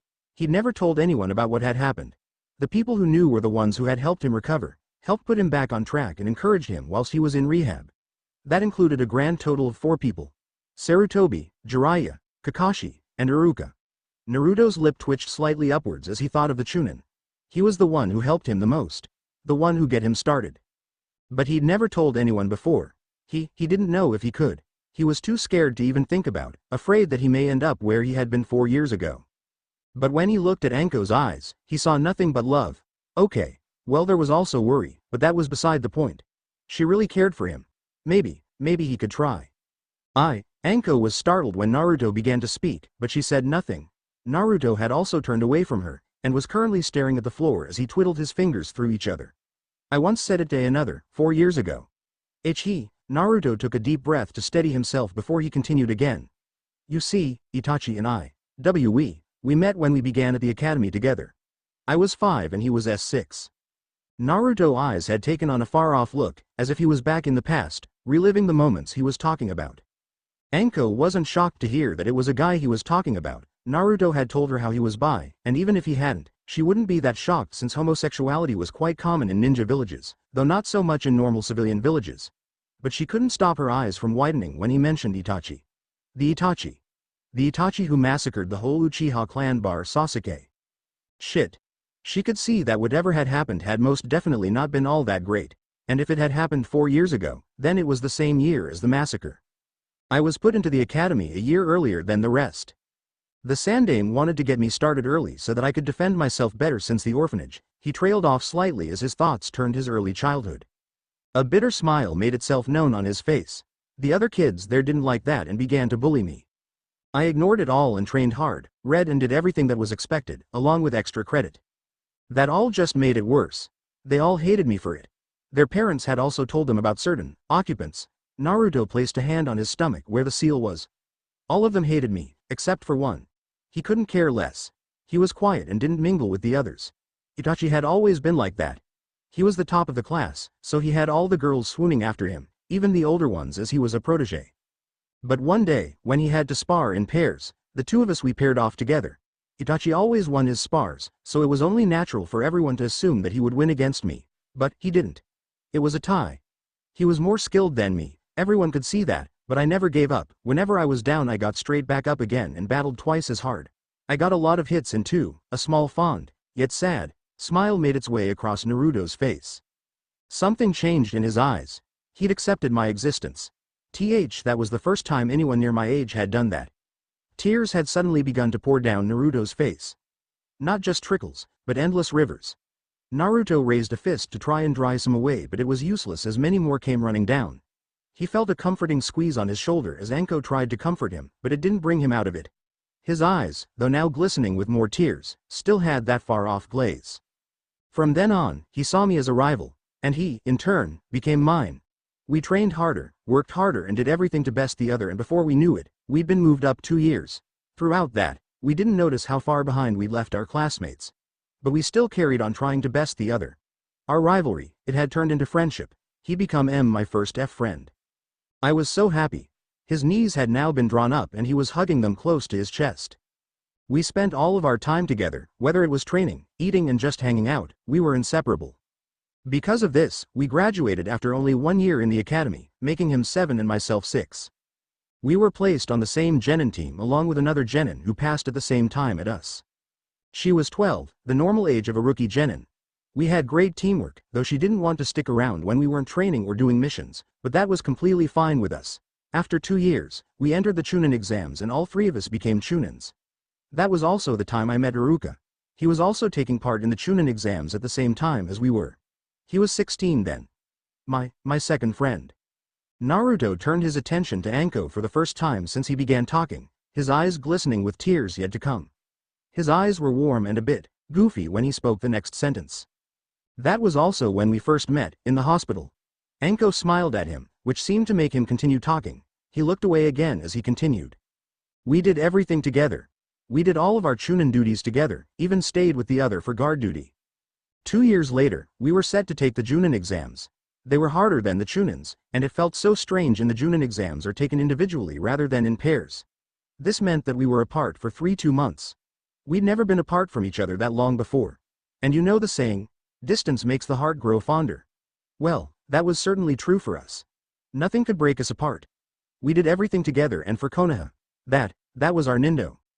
But we didn't become Junins, no, instead, we were asked to join the Anbu trainee program, where they would train us until they saw us fit to become fully fledged Anbu.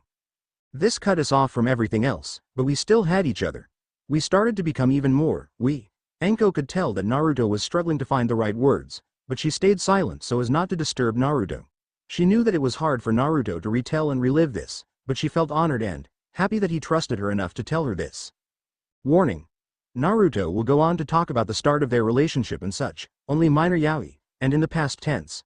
Other information is also here, so it is advised that you read it or it will be missed. There was more physical contact between us. Just simple things like encouraging hugs, pats on the back, a comforting hand, just simple, little touches. We didn't see it coming, we didn't notice where this was going. But, one day, we were just hanging out and we were laughing about something silly, until we noticed how close our faces were and all laughter stopped. Time seemed to stop and we kissed. Anko had no idea how she was supposed to feel at the moment, but she'd wait until later to think about it. But it scared her how emotionless Naruto's eyes were at the moment. They were completely blank. His posture was loose, but no emotion was shown now. It wasn't perfect or anything, far from it, but it triggered something. We didn't talk about it for days, but then it happened again, whilst we were on a mission. After the mission was complete, we talked about it. And we decided to try it out. It felt right. After a few months, things progressed. We decided to become. We were then officially dating. We would hold hands, hug and sometimes kiss. Neither of us were 100% sure of how things were done, but we just did what we wanted. After half a year together we were officially Anbu. Half a year later, Itachi was made an Anbu captain. They'd wanted to make me one too, but I refused to be separated from Itachi, so I became his second in command. We were the youngest Anbu there, Itachi being 13 and myself being 12. Yaoi finished. Naruto paused for a few minutes and Anko could feel him shaking slightly, so she hugged him tighter than she had been previously. Everything had been going so well. Nothing was wrong, but one day, I noticed that something was wrong with Itachi. Most people wouldn't have noticed it, but I knew him. I really knew him, so I could see that something was bothering him. I asked him what was wrong and he denied anything being wrong. I knew he was lying. The next morning I found out that his cousin had been found dead in a river, so I assumed that had been why Itachi had been a bit off. But 3 days later, his clan, and they were. Shish, calm down, it's alright. Naruto had been hysterical at the end of it and Anko knew that he was talking about the Uchiha clan massacre. Naruto was clinging onto her like a lifeline, afraid to let go. A few minutes passed where nothing was said, and the only sounds made were Naruto's cries and Anko's gentle shishes. He just left. Naruto stated. It sounded empty. Everything just ended. He had been everything that I had, my life, my constant. For 6 years we had been inseparable and then he just leaves. He didn't even say anything to me, or even see me. He was just gone. My whole world had just been destroyed. I lost everything. I didn't know what to do. That's why I got so scared, because all of these emotions which I've kept dormant for 4 years have resurfaced, and I'm truly terrified. I've literally been scarred for life, in more ways than one. Naruto let his eyes fall to his hands which he clenched and then unclenched. Anko furrowed her eyebrows in confusion. She picked up Naruto's hands and placed them on her cheeks. What's wrong with your hands? Naruto gently pulled his hands away so that they were far enough away from her not to harm her. He clenched his fists again, this time sending a small amount of chakra there as well, and his blades came shooting straight out from in between his knuckles. Naruto just stared at them with an impassive interest. In a bland voice, he stated, much like one with the weather, I was going to use these, to kill myself. The end. Thanks for watching. Also remember to subscribe and like this video. See you in the next video.